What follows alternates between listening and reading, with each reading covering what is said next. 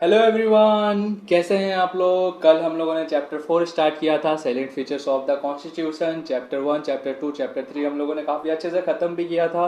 और चैप्टर 4 का हम लोगों ने लगभग आधा पार्ट कर लिया था, मतलब इम्पॉर्टेंट पार्ट कर लिया था। आज ये हम लोग ख़त्म कर देंगे। इसमें आज फंडामेंटल राइट से स्टार्ट होगा। कल हम लोगों ने इंडिपेंडेंट और इंटीग्रेटेड जुडिशरी पढ़ा, कैसे ये इंटीग्रेटेड भी है, इंडिपेंडेंट भी है, ये सब कुछ पढ़ा।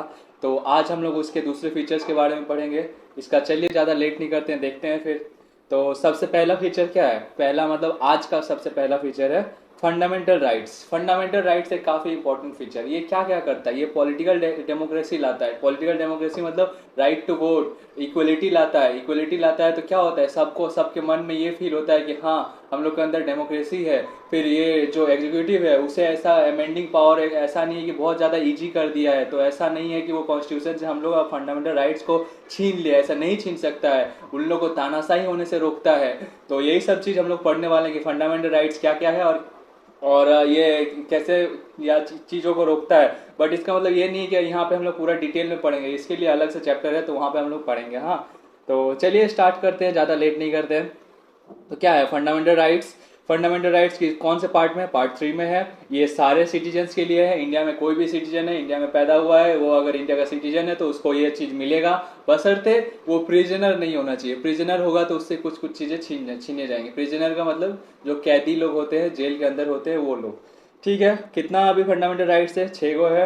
Right to equality, right to freedom, right against exploitation, right to freedom of religion, cultural and educational rights, right to constitutional remedies. ये सब कुछ क्या है, ये सब कुछ आर्टिकल्स है, ये सब कुछ फंडामेंटल राइट्स है। फंडामेंटल राइट्स, इसके बारे में आप मत सोचिए कि अभी हम ऐसे स्किप कर रहे हैं, ये आगे में पढ़ाने वाले हैं। वैसे भी इसमें कुछ है नहीं। एक में इक्वेलिटी मिल रहा है, इक्वेलिटी सबको समान समान करने का बात है। फ्रीडम मिल रहा है, एक्सप्लोटेशन, कोई टॉर्चर नहीं कर सकता। रिलीजियस फ्रीडम मिल रहा है, एजुकेशनल, कल्चर अपना बचाने का फ्रीडम मिल रहा है। कॉन्स्टिट्यूशनल रेमेडीज, कॉन्स्टिट्यूशनल रेमेडीज मतलब अगर आपका ये सब चीज़ नहीं माना गया तो आप सुप्रीम कोर्ट जाएंगे। सुप्रीम कोर्ट इसके अगेंस्ट अगर ये सब कुछ ये पार्लियामेंट या फिर कोई आप लोग से छीनने की कोशिश कर रहे हैं तो आप ये कॉन्स्टिट्यूशनल रेमेडीज से आप उससे एक्शन ले सकते हैं। रीड्स, पहले ऐसा नहीं था, पहले 7 गो ये था फंडामेंटल राइट्स, लेकिन अब एक को हटा दिया गया। कौन सा, राइट टू प्रॉपर्टी। क्यों छीना गया, क्योंकि ये बहुत ज़्यादा दिक्कत कर रहा था। जब राइट टू प्रॉपर्टी था तब डीपीएसपी वाला जो लैंड डिस्ट्रीब्यूशन था, सबको लैंड डीपीएसपी क्या चीज़ का बात करता है कि एम्पावरमेंट करेंगे, गरीबों को एम्पावर करेंगे, गरीबों को एम्पावर करेंगे, अमीरों से चीज़ों को छीन के गरीबों में देंगे, मतलब इक्वेलिटी लाएंगे। तो इससे क्या हो रहा था, जब ये प्रॉपर्टी वाला राइट था, प्रॉपर्टी वाला, तब अमीरों के पास काफी ज्यादा प्रॉपर्टीज थी। जब हम लोग छीन रहे थे तो उन लोग कोर्ट केसेस कर रहे थे, बोल रहे थे कि हम लोग का तो ये राइट है, ये आप कैसे छीन सकते हैं। ऐसे करके काफी ज्यादा केसेस हो रहे थे। इसीलिए इसे आर्टिकल 31 और 19, आर्टिकल 96 से हटा के इसे लीगल राइट बना दिया गया। Article 300A legal right. Legal right मतलब आप चाहे तो गवर्नमेंट आपका जमीन छीन सकती है, बट आपको उसके बदले मुआवजा दे दिया जाएगा। बस खुश, ऐसा हो जाएगा बस। इससे क्या होगा, इससे दोनों का कोई भी ऐसा ये नहीं है कि किसी को टकरार हो रहा है, मतलब डीपीएसपी वाला काम भी होगा और ये भी अपना खुश रहेगा कि हमको पैसा मिल गया, अच्छा खासा पैसा मिलता है। पर्पज क्या है, to protect political democracy. Political democracy का मतलब क्या, जो हम लोग राइट टू वोट है, इक्वेलिटी रहेगा, वोट हर किसी का वोट इक्वल रहेगा। Right to speech, freedom of speech, वो सब सेम रहेगा, सब मतलब वो हम लोग को मिलेगा। हम लोग डेमोक्रेसी में है, हम लोग को फ्रीडम ऑफ स्पीच है।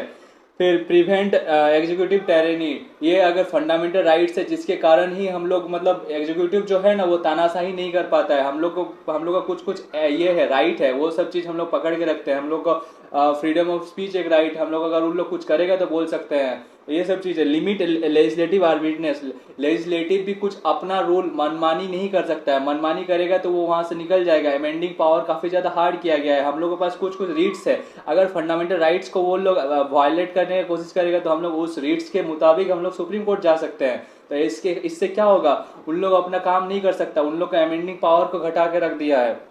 ठीक है, और उसके बाद और क्या क्या देखते हैं। उसके बाद ये तो हो गया, दे आर जस्टिसिएबल। जस्टिसिएबल का मतलब क्या, अगर ये सब चीज आपसे छीना गया तो आप इसमें कोर्ट जा सकते हैं।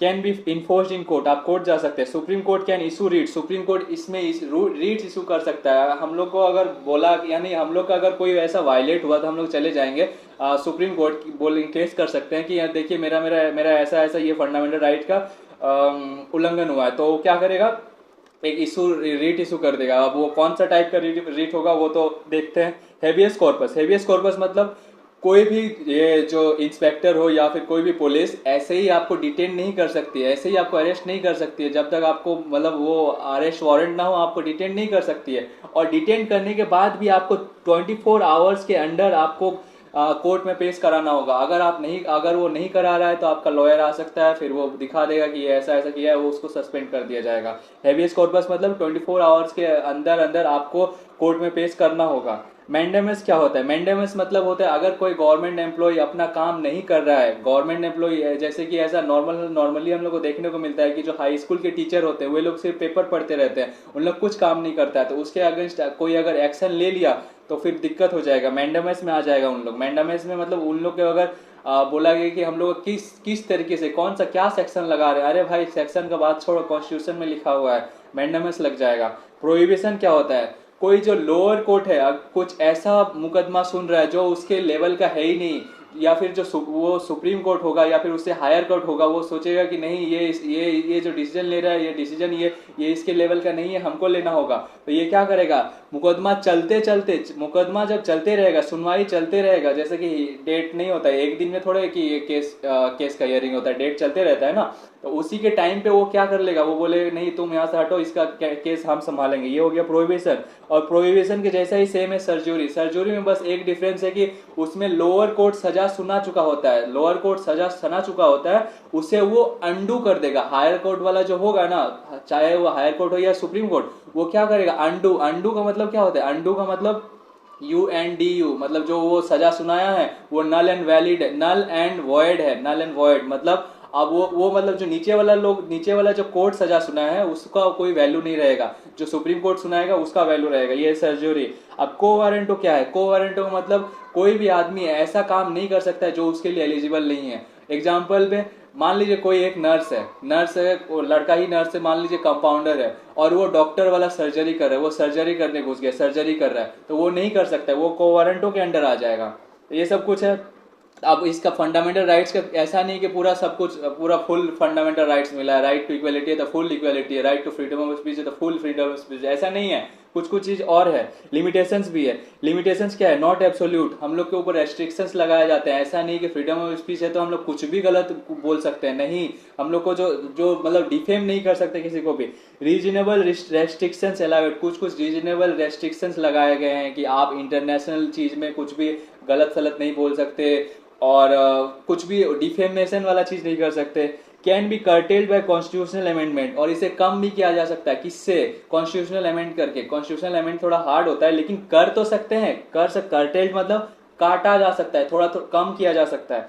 Can be suspended during national emergency, national emergency के टाइम पे हम लोग इसे इस नेशनल इमरजेंसी के टाइम पे सरकार इसे ये भी कर सकते हैं सस्पेंड, मतलब अब तुम लोगों के पास कोई राइट नहीं रहेगा। तो कौन कौन सा राइट रहेगा? ऐसा नहीं कि पूरा ही खत्म हो जाता है, कुछ कुछ चीज रह जाता है। आर्टिकल 20 एंड 21 रह जाता है, बाकी सारा हट जाता है। आर्टिकल 20 क्या है कि 1 साल का एक सजा, अगर जो जिस टाइम का कानून उस टाइम का सजा, ये सब चीज रहता है, हम आगे पढ़ाएंगे ये। और article 21 right to life, right to privacy, ये सब चीज है।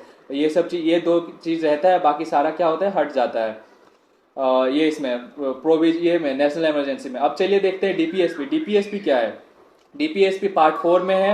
ये अंबेडकर ने इसे noble feature of the constitution, Indian constitution कहा था। नोबल फीचर क्यों कहा गया? हम लोगों ने जहां जहां से कॉन्स्टिट्यूशन लाया वहां पे ये वाला फीचर्स नहीं था। अमेरिका से लाया, फिर ब्रिटेन से लाया, वहां पे ये चीज नहीं था। ये नोबल फीचर है। नोबल मतलब क्या? नोबल मतलब न्यू है।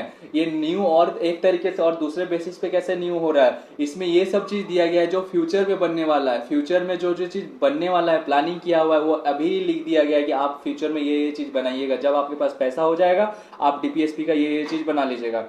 तो इसे 3 कैटेगरीज में डिवाइड किया जाता है, एक सोशलिस्टिक, गांधीयन और लिबरल इंटेलेक्चुअल। अब सोशलिस्टिक क्या होता है? सोशलिस्टिक मतलब होता है कि कोई भी अनइक्वलिटीज ना हो, अमीर गरीब ना हो। अगर अमीर गरीब है तो अमीर से लो और गरीब को दो और गरीब को ऊपर करो, लेकिन इसका मतलब ये नहीं कि ऐसा कर दो, ऐसा करना होगा, ऐसा इक्वलिटीज करना है, इक्वलिटी सेम सेम में लाना है, सेम सेम में।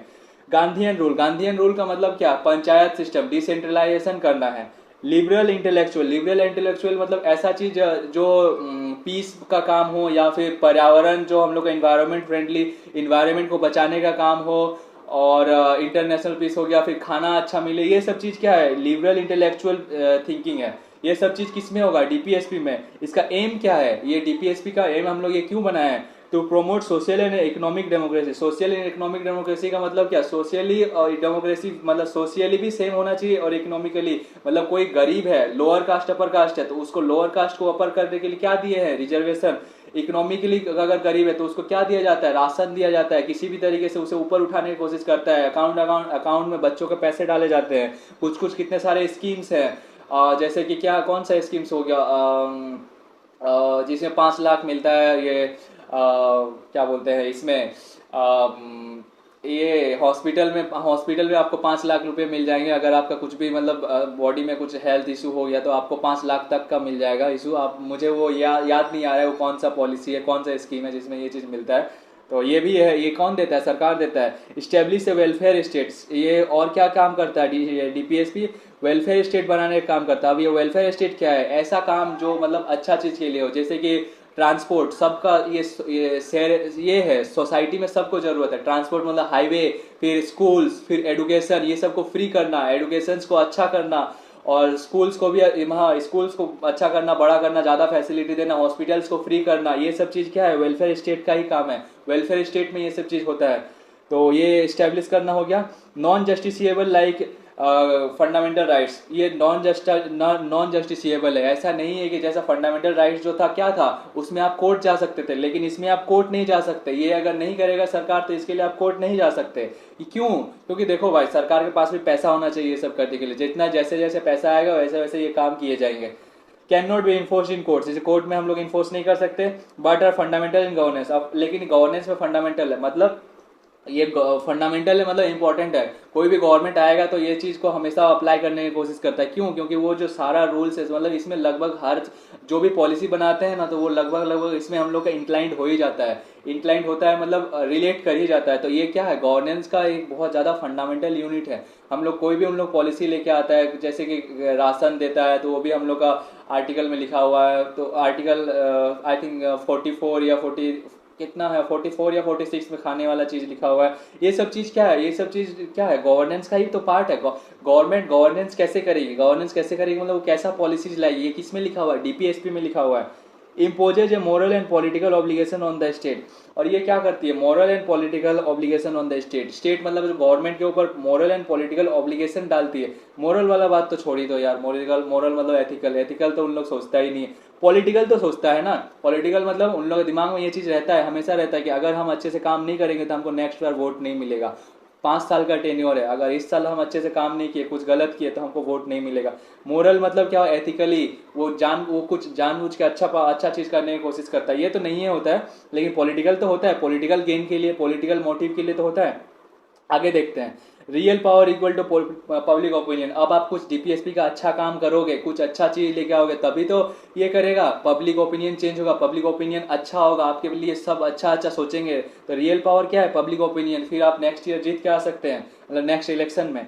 सुप्रीम कोर्ट इन मिनर्वा मिल केस हेल्ड। आप मिनर्वा मिल केस क्या है, मिनर्वा मिल केस देखो, ये बहुत थोड़ा लेंदी केस है। ऐसे अगर मैं समझाऊंगा तो आपको समझ नहीं आएगा, हम आपको एक कहानी की जैसे समझते हैं, बहुत समझाते हैं, शॉर्ट करके समझाएंगे। मिनर्वा मिल भी सेम वैसे केशवानंद भारती जैसे ही एक बड़ा आदमी है, मतलब उसका पूरा मिल है। तो उस टाइम नेशनलाइजेशन चल रहा था, तो वो चीज है जो है ना मिनर्वा मिल, उसको भी नेशनलाइज कर दिया गया। तो नेशनलाइज जब कर दिया गया, गवर्नमेंट अपने अंडर ले लिया, तो उसके बाद ये बोला कि मेरा तो फंडामेंटल राइट्स का ये उल्लंघन हो रहा है, और फंडामेंटल राइट्स का उल्लंघन कभी नहीं होना चाहिए, फंडामेंटल राइट्स का उल्लंघन कभी नहीं कर सकता पार्लियामेंट। तो चाहे गया वो ये सुप्रीम कोर्ट बोला हाँ बात तो सही है, नहीं हो सकता।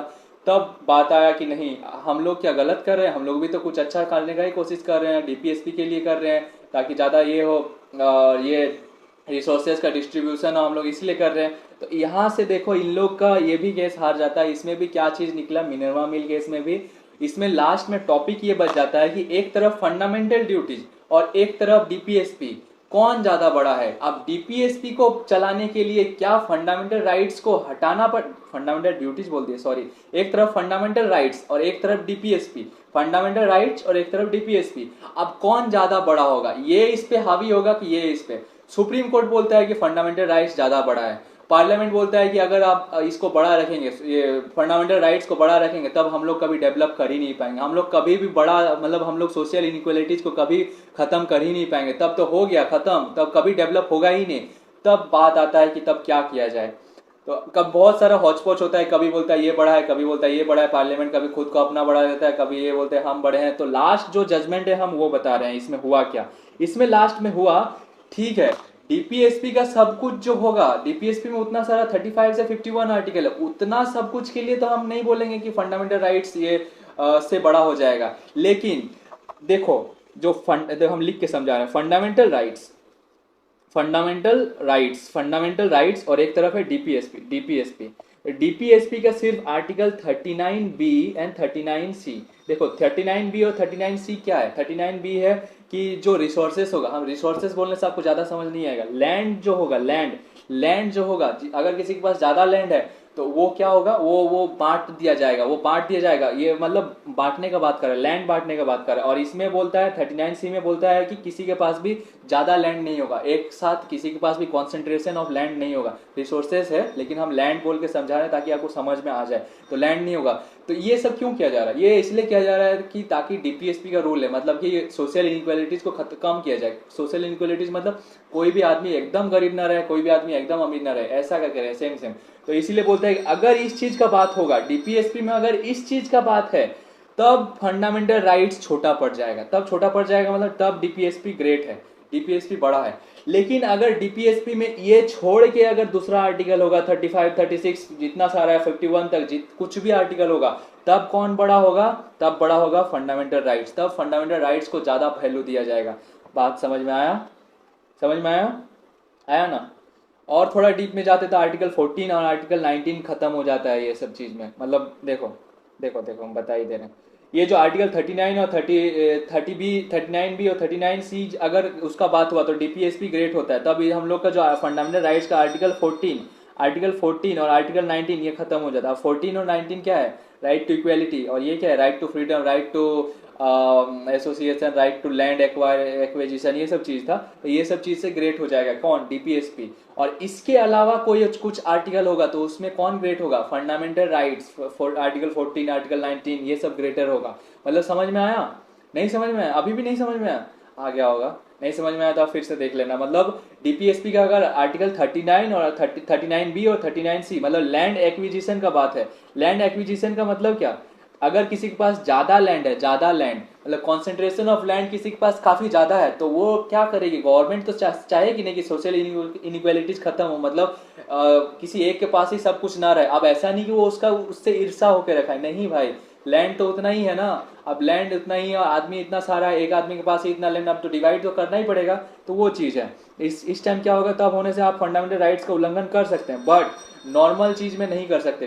बस 39B या 39C के अलावा किसी और चीज का बात होगा तो आप नहीं कर सकते, ठीक है। मिनर्वा विल केस समझ में आ गया। तो Indian constitution is founded on a balance between fundamental rights and DPSP. तो इन्होंने इंडियन कॉन्स्टिट्यूशन ने बैलेंस बना दिया, मतलब कहीं पे डीपीएसपी का जो अगर 39B या 39C का बात होगा तब डीपीएसपी ग्रेट है, फंडामेंटल राइट्स का उल्लंघन हो जाएगा। और अगर उसके अलावा कुछ चीज होगा तब फंडामेंटल राइट्स ग्रेट है, फंडामेंटल राइट्स बड़ा। ऐसे तो अगर आप लोग को ये मिनर्वा मिल नहीं पढ़ाते या अगर आपको नहीं पता होता तो आप क्या ग्रेट समझते, क्या सबसे बड़ा समझते, फंडामेंटल राइट्स ही समझते, हमको पता है आप यही समझते, लेकिन ऐसा नहीं है। आगे देखते हैं फंडामेंटल ड्यूटीज, ये क्या है। फंडामेंटल ड्यूटीज हम लोग का ओरिजिनल कॉन्स्टिट्यूशन में ये था ही नहीं, ये बाद में है। ये कौन लेके आया, इंदिरा गांधी लेके आई है। 42nd कॉन्स्टिट्यूशन अमेंडमेंट से इसे डाला गया है इमरजेंसी के टाइम पे, based on the recommendation of स्वर्ण सिंह कमेटी। स्वर्ण सिंह कमेटी को बोला गया था कि आप बताइए एक अच्छा सा रिपोर्ट तैयार कीजिए, अच्छा सा मतलब कि जिसमें कुछ फंडामेंटल ड्यूटीज ऐड कर दीजिएगा, क्या क्या कर्तव्य, क्या क्या करना चाहिए। तो बोला ठीक है हम करते हैं, फिर बना दिया एक गो। तो इसमें ये 1976 में बना। फिर इसमें एक और चीज़ को जोड़ा गया, 2002 में जोड़ा गया, कौन सा, वो एजुकेशन से रिलेटेड जोड़ा गया था कि पेरेंट्स को बोला कि आप लोग का कर्तव्य है कि आप लोग अपना बच्चा को स्कूल भेजें। तो ये कौन सा पार्ट में, पार्ट 4A आर्टिकल 15A में सारा कुछ है। कंटेंस 11 फंडामेंटल ड्यूटीज, 11 को, पहले 10 था उसके बाद एक और आया। इसमें क्या क्या बात करता है, फंडामेंटल ड्यूटीज क्या क्या चीज का बात करता है, रेस्पेक्ट द कॉन्स्टिट्यूशन, कॉन्स्टिट्यूशन को रेस्पेक्ट करो, नेशनल फ्लैग को रेस्पेक्ट करो, नेशनल एंथम को रेस्पेक्ट करो। मतलब फंडामेंटल ड्यूटीज है क्या, फिर से थोड़ा हम बता, नेशनल फंडामेंटल ड्यूटीज मतलब ये एक ड्यूटी है, अगर आप इसे नहीं करेंगे तो गवर्नमेंट इसके लिए आपको एक्शन नहीं लेगी, गवर्नमेंट आपको सुप्रीम कोर्ट या कोर्ट नहीं ले जाएगी, जेल नहीं भेजेगी। मतलब ये आपका मूल कर्तव्य, अच्छा आदमी ये सब चीज करेगा, जरूर करेगा, कॉन्स्टिट्यूशन का रेस्पेक्ट करेगा, नेशनल फ्लैग का रेस्पेक्ट करेगा, नेशनल एंथम का रेस्पेक्ट करेगा, uphold and protect the, uphold करना, ऊंचा उठाने का कोशिश करेगा, प्रोटेक्ट बचाए रखने की कोशिश करेगा, क्या, सोवेरिटी, सोवेरिटी का मतलब हम लोग जो आजाद है, हम लोग किसी के ऊपर डिपेंडेंट नहीं है, ये चीज हम लोग अपना, हम लोग हमेशा के लिए हम लोग सोवेरिटी बनाए रखने का कोशिश करेंगे, यूनिटी बनाए रखने की कोशिश करेंगे, इंटीग्रिटी बनाए रखने की कोशिश करेंगे India of India, promote common brotherhood among all citizen. इतना इंडिया में इतने सारे सिटीजन हैं, इतने सारे कल्चर्स हैं, इतने सारे धर्म है, हिंदू मुसलमान सब कुछ है, तो हम लोग एक दूसरे में पूरा एकदम ये कर ब्रदरहुड बना के रखेंगे, ब्रदरहुड को प्रमोट करेंगे। Preserve composite cultures and heritage in India, हम लोग जो कंपोजिट कल्चर्स है, हेरिटेज है, मतलब जितने सारे कल्चर्स हेरिटेज जो है इंपॉर्टेंट उसे हम लोग बचा के प्रिजर्व करने का कोशिश करेंगे। Protect the environment, forest and wild life, हम लोग का जो इन्वायरमेंट है, जंगल है, वाइल्ड लाइफ है, जंगल जो जंगली जानवर है उस सब को क्या करेंगे, प्रोटेक्ट करने की कोशिश करेंगे।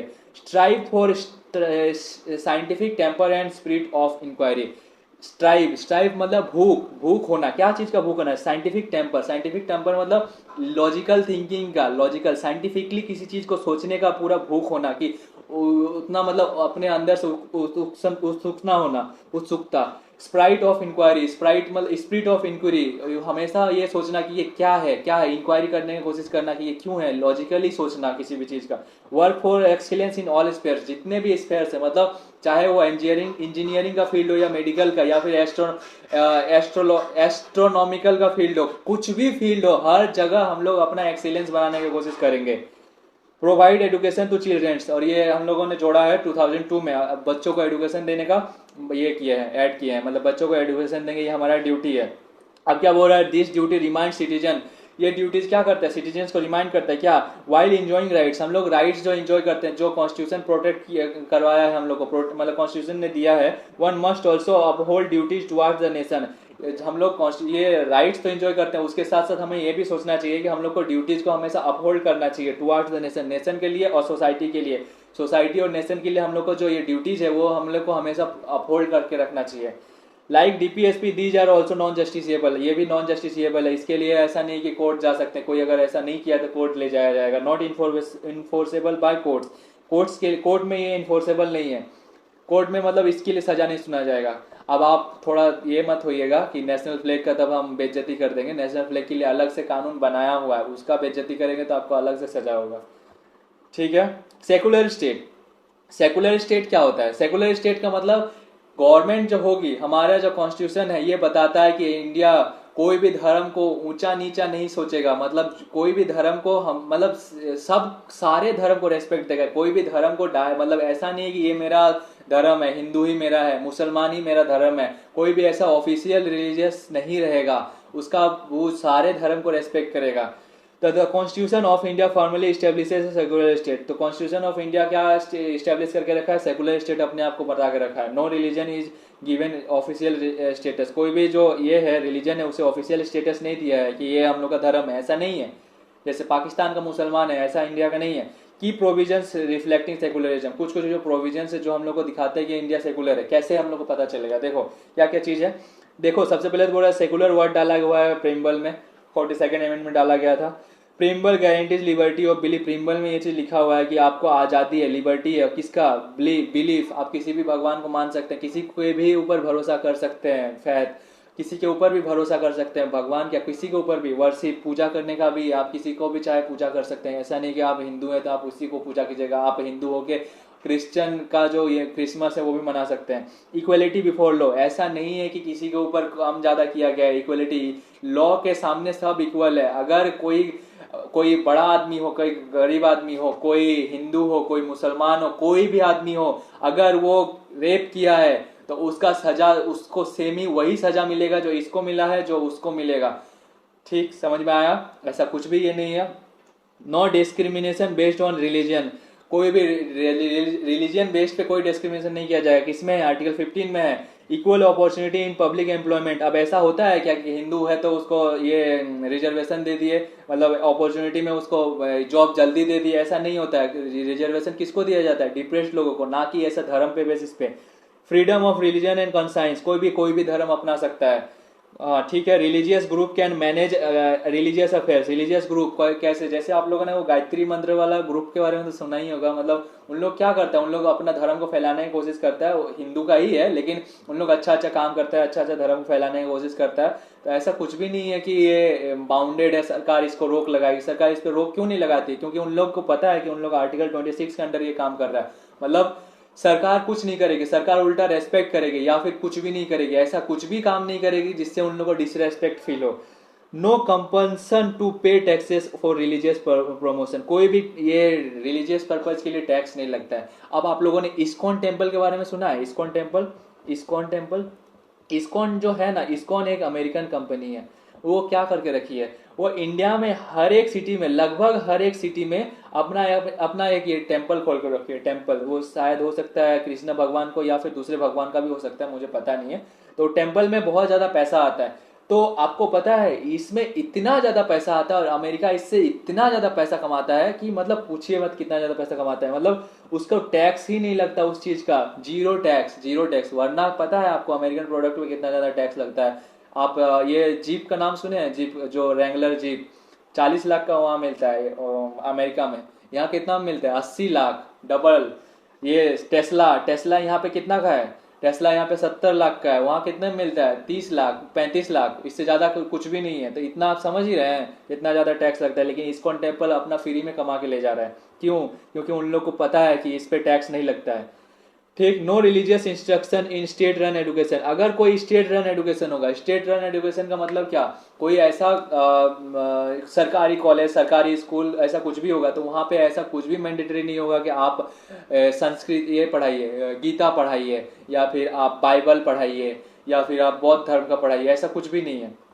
ऐसा नहीं है। वो अपना नॉर्मल जो साइंस वाइंस का किताब होगा वो सब पढ़ाएगा, अच्छा अच्छा नीति वो सब बताए, कोई भी धर्म को प्रमोट नहीं करेगा। Cultural rights for minorities, minorities को अपना कल्चरल राइट्स दिया, मतलब उन लोग अपना कल्चर को बचाए रखने के लिए कुछ भी कर सकता है। कुछ भी कर सकता है मतलब कुछ भी नहीं, मतलब उन लोग को दिया है कल्चरल राइट्स, उन लोग कल्चर को प्रिजर्व करके रख सकता है। Right to establish and manage educational institute. नहीं, संत जेवियर कॉलेज का नाम सुना है आप लोगों ने? ये क्रिश्चियन वाला है, ये काफी ज्यादा फेमस है। इसी का नाम इसलिए मैंने लिया, ये काफी ज्यादा फेमस, ये लगभग आपको हर सिटी में दिख जाएगा। तो ये क्या है? ये क्रिश्चियन लोगों का है। तो ये क्या हम लोग का आर्टिकल में ही लिखा गया है कि हम लोग क्या कर सकते हैं, जो मतलब कोई अगर आएगा तो उन लोग अपना इंस्टीट्यूट खोल सकता है। तो ये चल ये इतना चला भी क्यों है STA सेंट जेवियर कॉलेज? क्योंकि ये काफी अच्छा काम भी करता है। ये ऐसा कुछ भी ऐसा ये वाला काम नहीं करता है, भड़काने वाला काम नहीं करता, तो इसीलिए टिक भी गया है। Right to establish and manage educational institution. State to endeavour to implement uniform civil code. ये स्टेट हमेशा स्टेट को ये किया जाता है, मतलब इंडिवर किया जाता है, बोला जाता है कि आप यूनिवर्सल यूनिफॉर्म सिविल कोड लगाओ। यूनिफॉर्म सिविल कोड ये क्या बोलता है? सबके लिए एक कानून, चाहे हिंदू हो, मुसलमान हो, कुछ भी हो, सबके लिए एक कानून। ये क्या बता रहा है? सेकुलरिज्म। ये सब कुछ क्या बता रहा है कि इंडिया कोई भी धर्म को फॉलो नहीं करता है, इंडिया सेकुलर है। जितना रेस्पेक्ट वो हिंदू को देता है, जितना उतना ही रेस्पेक्ट वो मुस्लिम को देता है। हालांकि अभी थोड़ा सा डामाडोल है लेकिन ठीक है, चलेगा। अब क्या है, अब आगे देखते हैं। The western concept of secularism means complete separation between state and religion. Western concept का जो वेस्टर्न कॉन्सेप्ट जो है ना, वेस्टर्न कॉन्सेप्ट में जो सेक्युलरिज्म को माना जाता है वैसा इंडिया में नहीं है। वेस्टर्न में क्या होता है, वेस्टर्न कंट्रीज में सेकुलरिज्म का मतलब कैसा होता है हम बता रहे हैं। देखो, वेस्टर्न में स्टेट आर सेकुलर, और ये स्टेट और रिलीजन का कोई ये नहीं होता है ना, मतलब ये रिलेशन नहीं है, कुछ भी रिलेशन नहीं। लेकिन इंडिया में ऐसा नहीं है। इंडिया में क्या है, इंडिया में स्टेट और रिलीजन जो है वो मतलब वो क्या करेगा, हर एक रिलीजन को रेस्पेक्ट करेगा, हर एक रिलीजन के लिए काम करने की कोशिश करेगा। ऐसा नहीं है कुछ भी कि मतलब हम लोग नहीं देख रहे कि कल्चरल राइट्स को बचाने की कोशिश करवा रहा है, ऐसा सब कुछ करेगा। मतलब हर एक ये को रेस्पेक्ट करेगा, हर एक रिलीजन को रेस्पेक्ट करेगा, मतलब ऑल नहीं, same respect for all the religion. But यहाँ पे no respect, no, I don't know any religion, I don't have any religion, ऐसा बोल देगा।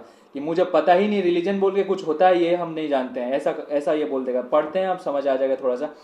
तो ये अलग है meaning, but in India it means equal respect and protection for all religion. Equal respect भी रहेगा सबके लिए और प्रोटेक्शन भी सेम रहेगा, सबको सारे रिलीजियस को ये करना है, ये बचा के रखना है। ए पॉजिटिव सेकुलरिज्म, एक पॉजिटिव सेकुलरिज्म भी है। Also the constitution abolish communal representation. और क्या है, कॉन्स्टिट्यूशन ने कम्युनल रिप्रेजेंटेशन को भी हटा दिया। पहले क्या था, पहले जो सेपरेट इलेक्टोरेट के बारे में आपने सुना होगा, 1909 में मैंने पढ़ाया है, 1919 में था ये separate electorate.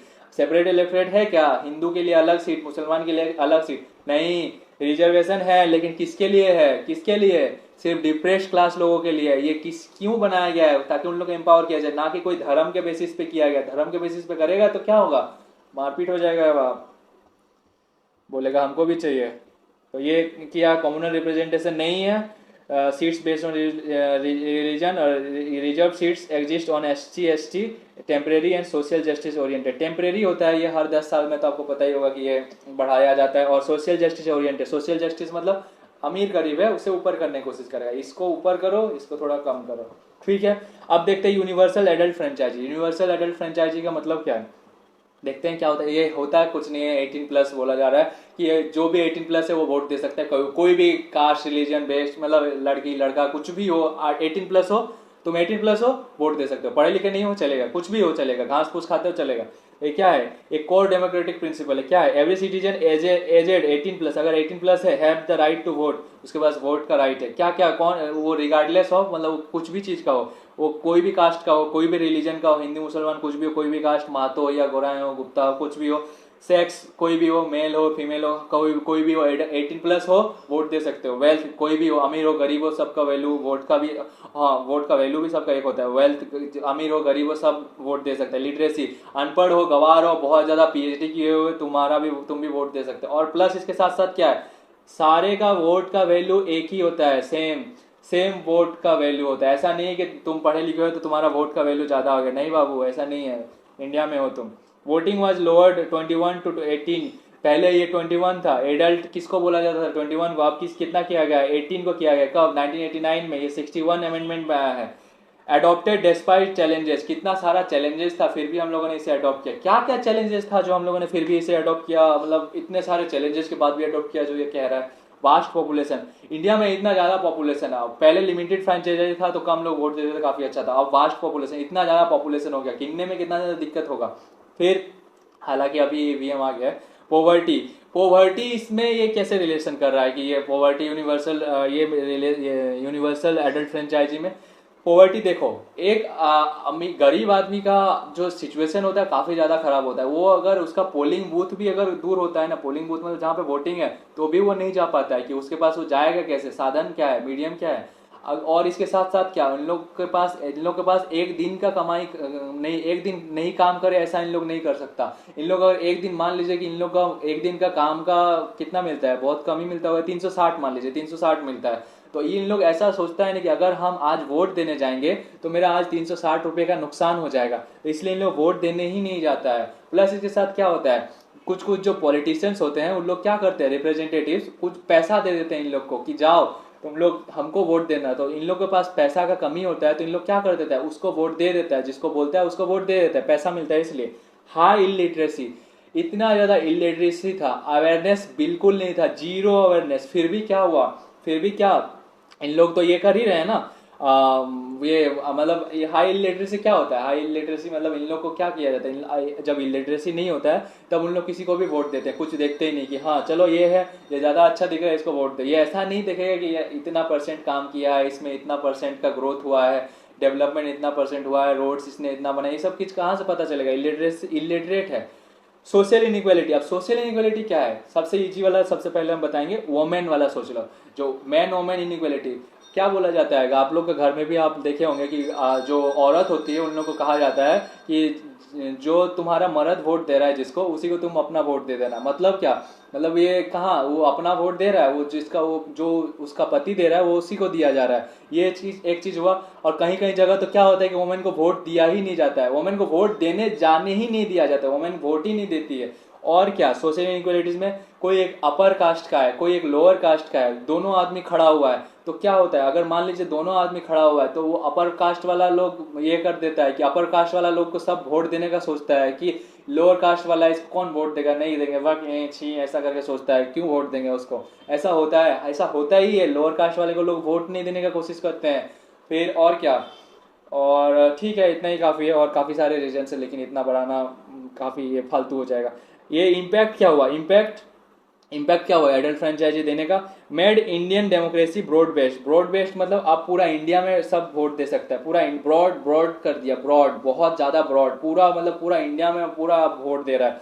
Enhance dignity of common people, dignity मतलब क्या, रेस्पेक्ट, सेल्फ रेस्पेक्ट को बढ़ा दिया कॉमन आदमी का। कैसे रेस्पेक्ट को बढ़ा दिया कॉमन पीपल का, अब उन लोग को ये फील होगा कि एक अमीर आदमी के जितना मेरा भी पावर है, मतलब अमीर आदमी का वोट का भी वैल्यू वन है और कॉमन आदमी का भी वन ही है, गरीब आदमी का भी वन ही है। मतलब क्या कि हाँ, अब उनको फील होगा कि हाँ मेरा जितना पावर है, हम जितना पावर से वोट देके गवर्नमेंट को इलेक्ट कर रहे हैं, वही उतना ही पावर इसका भी है, किसका है, अमीर का भी है। तो क्या है, वाह मुझे अच्छा लग रहा है, मुझे सेल्फ रेस्पेक्ट मिल रहा है।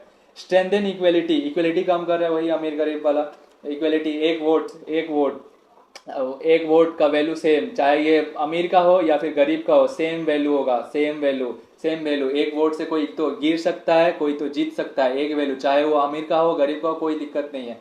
रुको यार थोड़ा सा, अरे यार थोड़ा सा तो ये होना ही चाहिए। इतना ज़्यादा पढ़ाने से तो आपको भी दर्द होगा। Empowered minorities and weaker sections, इससे क्या होता है, माइनॉरिटीज और वीकर सेक्शन भी बहुत ज़्यादा खुश हुए, एम्पावर हुए। कैसे, जब इन लोग को वोट देने मिला वीकर सेक्शंस को, तब इन लोग को फील हुआ कि हाँ हम लोग एमपी चुन रहे हैं, हम लोग एमएलए चुन रहे हैं, इन लोग को अच्छा फील हुआ, सेल्फ रेस्पेक्ट डिग्निटी बढ़ा, तो इन लोग को फिर फील अच्छा होने लगा कि हाँ हम लोग एम्पावर हो रहे हैं। माइनॉरिटीज को भी फील हुआ कि हाँ चलो हम लोग को भी वोट देने का अधिकार है, हम लोग से भी कोई चुना जा सकता है। ये सब चीज़ क्या है, ये सब चीज़ क्या कर रहा है, एम्पावर कर रहा है उन लोगों की, हाँ कि हाँ मेरा भी वोट का वैल्यू वही है जो अमीर का है, जो जो बड़े अपर कास्ट वाले का वही मेरा भी है। तो ये क्या बता रहा है, जो अपर सेक्शन वाला है उसका भी वैल्यू वही है, मेरा भी वैल्यू वही है। मतलब क्या कर रहा है, एम्पावर कर रहा है कि हाँ उसके सामने तुम साथ में खड़े हो सकते, जो पहले नहीं था, साथ में पहले नहीं खड़े हो सकते थे। अब क्या है, सिंगल सिटीजनशिप। सिंगल सिटीजनशिप क्या है, आप ये देखो, इंडिया एक फेडरल कंट्री है, किसके जैसा, अमेरिका जैसा, बट अमेरिका में दो को सिटीजन होता है, एक सिटीजनशिप होता है, मतलब जो ये सिटीजनशिप होता है, मतलब आप मान लीजिए ना पासपोर्ट टाइप का। पहला तो होगा एक सेंट्रल लेवल का, दूसरा होगा उसका स्टेट का। क्या इंडिया में ऐसा है, आपको तो पता ही, आप अपने पास इंडिया में ही रहते हैं, क्या इंडिया में ऐसा है, नहीं है। इंडिया में एक ही सिटीजन होता है, इंडिया का सिटीजन, ना कि कोई स्टेट का सिटीजन, ठीक है। Although India is federation with centre states, India एक फेडरेशन है, स्टेट सेंटर भी है, स्टेट भी है, फेडरेशन है। हाँ फेडरेशन नहीं पता तो प्लीज आप मेरा पहले वाला वीडियो सब देख लीजिए, अब आज हम नहीं बता सकते। Centre state, it provides for only one citizenship, हम लोग मानते हैं कि हम लोगों का फेडरेशन है, हम लोग स्टेट भी है सेंटर भी है, दो गवर्नमेंट है, लेकिन फिर भी हम लोग का एक ही को सिटीजनशिप मिलता है। क्या citizenship, a person in Indian is an Indian citizen, एक अगर इंडिया का आदमी है तो उसे हम लोग इंडियन सिटीजन कहेंगे। Not separately a citizen of any state, ऐसा नहीं कहेंगे कि उसको एक जैसे हम झारखंड के तो हम ये बोलेंगे हमें झारखंड का सिटीजन, हम मेरे पास झारखंड का सिटीजनशिप भी है और मेरे पास इंडिया का सिटीजनशिप भी है। नहीं बाबू, ये नहीं है, तुम सिर्फ इंडिया का सिटीजन हो, ऐसा झारखंड का सिटीजन नहीं है। लेकिन यूएसए में क्या है, यूएसए में एक पर्सन के पास दो को सिटीजनशिप होता है, एक नेशनल का एक स्टेट का भी होगा और एक सेंटर का होगा। In India not only single citizenship, India में ऐसा नहीं, ओनली में इंडिया में सिर्फ सिंगल सिटीजनशिप है, irrespective of the state in which they born और रिसाइड। ऐसा ये सब चीज छोड़ के, मतलब कौन सा चीज, जो कहीं पैदा हुआ है या फिर कहीं रहता है, कोई स्टेट में रहता है, ये सब कुछ हम नहीं जानते। स्टेट का मतलब वो कहीं भी कोई भी स्टेट में पैदा हुआ हो या कोई भी स्टेट में रहता हो, उसका जो वोट का वैल्यू होगा, वोट का वैल्यू मतलब क्या, सॉरी वोट का वैल्यू बोल रहे हैं, उसका सिटीजनशिप जो मिलेगा वो सेंटर वाला मिलेगा, ठीक। Thus every Indian enjoys uniform political and civil rights, सबको एक यूनिफॉर्म पॉलिटिकल राइट्स, वोट देने का अधिकार सबका सेम है, सबका वोट का वैल्यू एक है। सिविल राइट्स, फंडामेंटल राइट्स जो मिलता है सबको, वही फंडामेंटल राइट्स मिलता है। इक्वलिटी बिफोर लॉ, अगर इसको मिल रहा है तो इक्वलिटी बिफोर लॉ उसको भी मिलेगा। फ्रीडम ऑफ राइट्स इसको मिल रहा है तो फ्रीडम ऑफ राइट्स उसको भी मिलेगा, चाहे वो किसी भी स्टेट का हो, चाहे वो महाराष्ट्र का हो या फिर वो झारखंड का हो, सबको सेम राइट्स मिलता है अक्रॉस ऑल द स्टेट, सारे स्टेट्स में, विदाउट रीजनल डिस्क्रिमिनेशन, कोई भी रीजनल डिस्क्रिमिनेशन नहीं होता है। ऐसा नहीं बोलेंगे कि वो मणिपुर में रहता है तो हम लोग उसको ये आर्टिकल 14 से हटा देंगे, ऐसा नहीं कर सकते। However social reality such as, फिर भी अगर हम लोग थोड़ा सच सोच के देखेंगे ना, हम लोग का इंडिया में क्या हाल है। इतना देखो सिटीजनशिप को कितना सोच के लाया गया था कि देखो अगर हम लोग सिटीजनशिप एक रखेंगे तो कोई कल्चरल वॉर नहीं होगा, कोई भी ऐसा स्टेट वॉर नहीं होगा। लेकिन क्या ऐसा होता है? अभी भी हम लोग देखते हैं कितना सारा वॉर होता है। कम्युनल वायलेंस, हिंदू मुसलमान का झगड़ा, सेम सिटीजनशिप है दोनों में, फिर भी झगड़ा हो रहा है। जबकि पैदा भी हुआ है तो एकदम सेम ही पैदा हुआ हुआ था, बाद में आके उसके ऊपर ठप्पा लगा था, लेकिन फिर भी कम्युनल वायलेंस हो रहा है। कास्ट वॉर, कास्ट वॉर क्या है? महतो बोलता है कि हम हैं, और ये बोलता है कौन दूसरा, एक टाइटल सोच लो ना यार, गुप्ता बोलता है कि हम ज्यादा हैं। कास्ट वॉर, कास्ट वॉर होता है। कास्ट वॉर कैसे? और कैसे पॉलिटिक्स में कास्ट कर देता है, कोई अगर महतो खड़ा हो गया तो सारा महतो उसी को जाके वोट देगा, बशर्ते वो कुछ काम करे ही ना। फिर भी एथनिक डिस्प्यूट्स, मणिपुर वाला, रोहिंग्या और मैती कम्युनिटी, ये क्या है? एथनिक है। एथनिक उन लोगों का जो कल्चर है उन लोगों में डिस्प्यूट हो रहा है कि हम ज्यादा, हम ज्यादा। रीजनलिज्म, कोई भी ऐसा नहीं है कि मतलब ये रीजनलिज्म का मतलब क्या?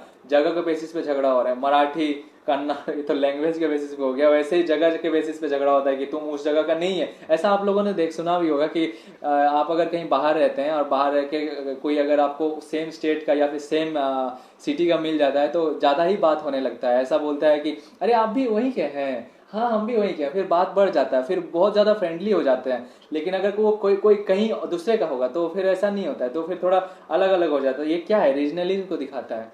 ये एक रीजन का होता है तो कितना ज़्यादा खुश मिजाज हो जाता है। So that the constitutional idea of national unity is still work in progress. ये क्या दिखा रहा है? ये सब चीज जो हो रहा है, ये कास्ट वॉर हो रहा है, कम्युनल वायलेंस हो रहा है, ये क्या दिखा रहा है? अभी भी हम लोग नेशनल यूनिटी प्रोग्रेस में, वर्क इन प्रोग्रेस। जैसे रोड में नहीं लिखा रहता वर्क इन प्रोग्रेस, मतलब अभी भी काम में है। ये अभी भी 100% हुआ है? नहीं हुआ है, अभी तो लगभग 60% भी नहीं हुआ होगा। ठीक है, इंडिपेंडेंट कॉन्स्टिट्यूशनल बॉडीज। अब कुछ कुछ जो हम लोग का ये भी फीचर है, कुछ कुछ इंडिपेंडेंट बॉडीज है जो इंपॉर्टेंट है, इंडिपेंडेंट होना जरूरी है। रुको, इंडिपेंडेंट होना जरूरी है। Constitution provides for independent institutions apart from the legislative, executive and judiciary. जो लेजिस्लेटिव, एग्जीक्यूटिव और जुडिशियरी से इंडिपेंडेंट हो। इंस्टीट्यूशंस का मतलब क्या? इंस्टीट्यूशंस का मतलब एक मान लो ना कि बिल्डिंग।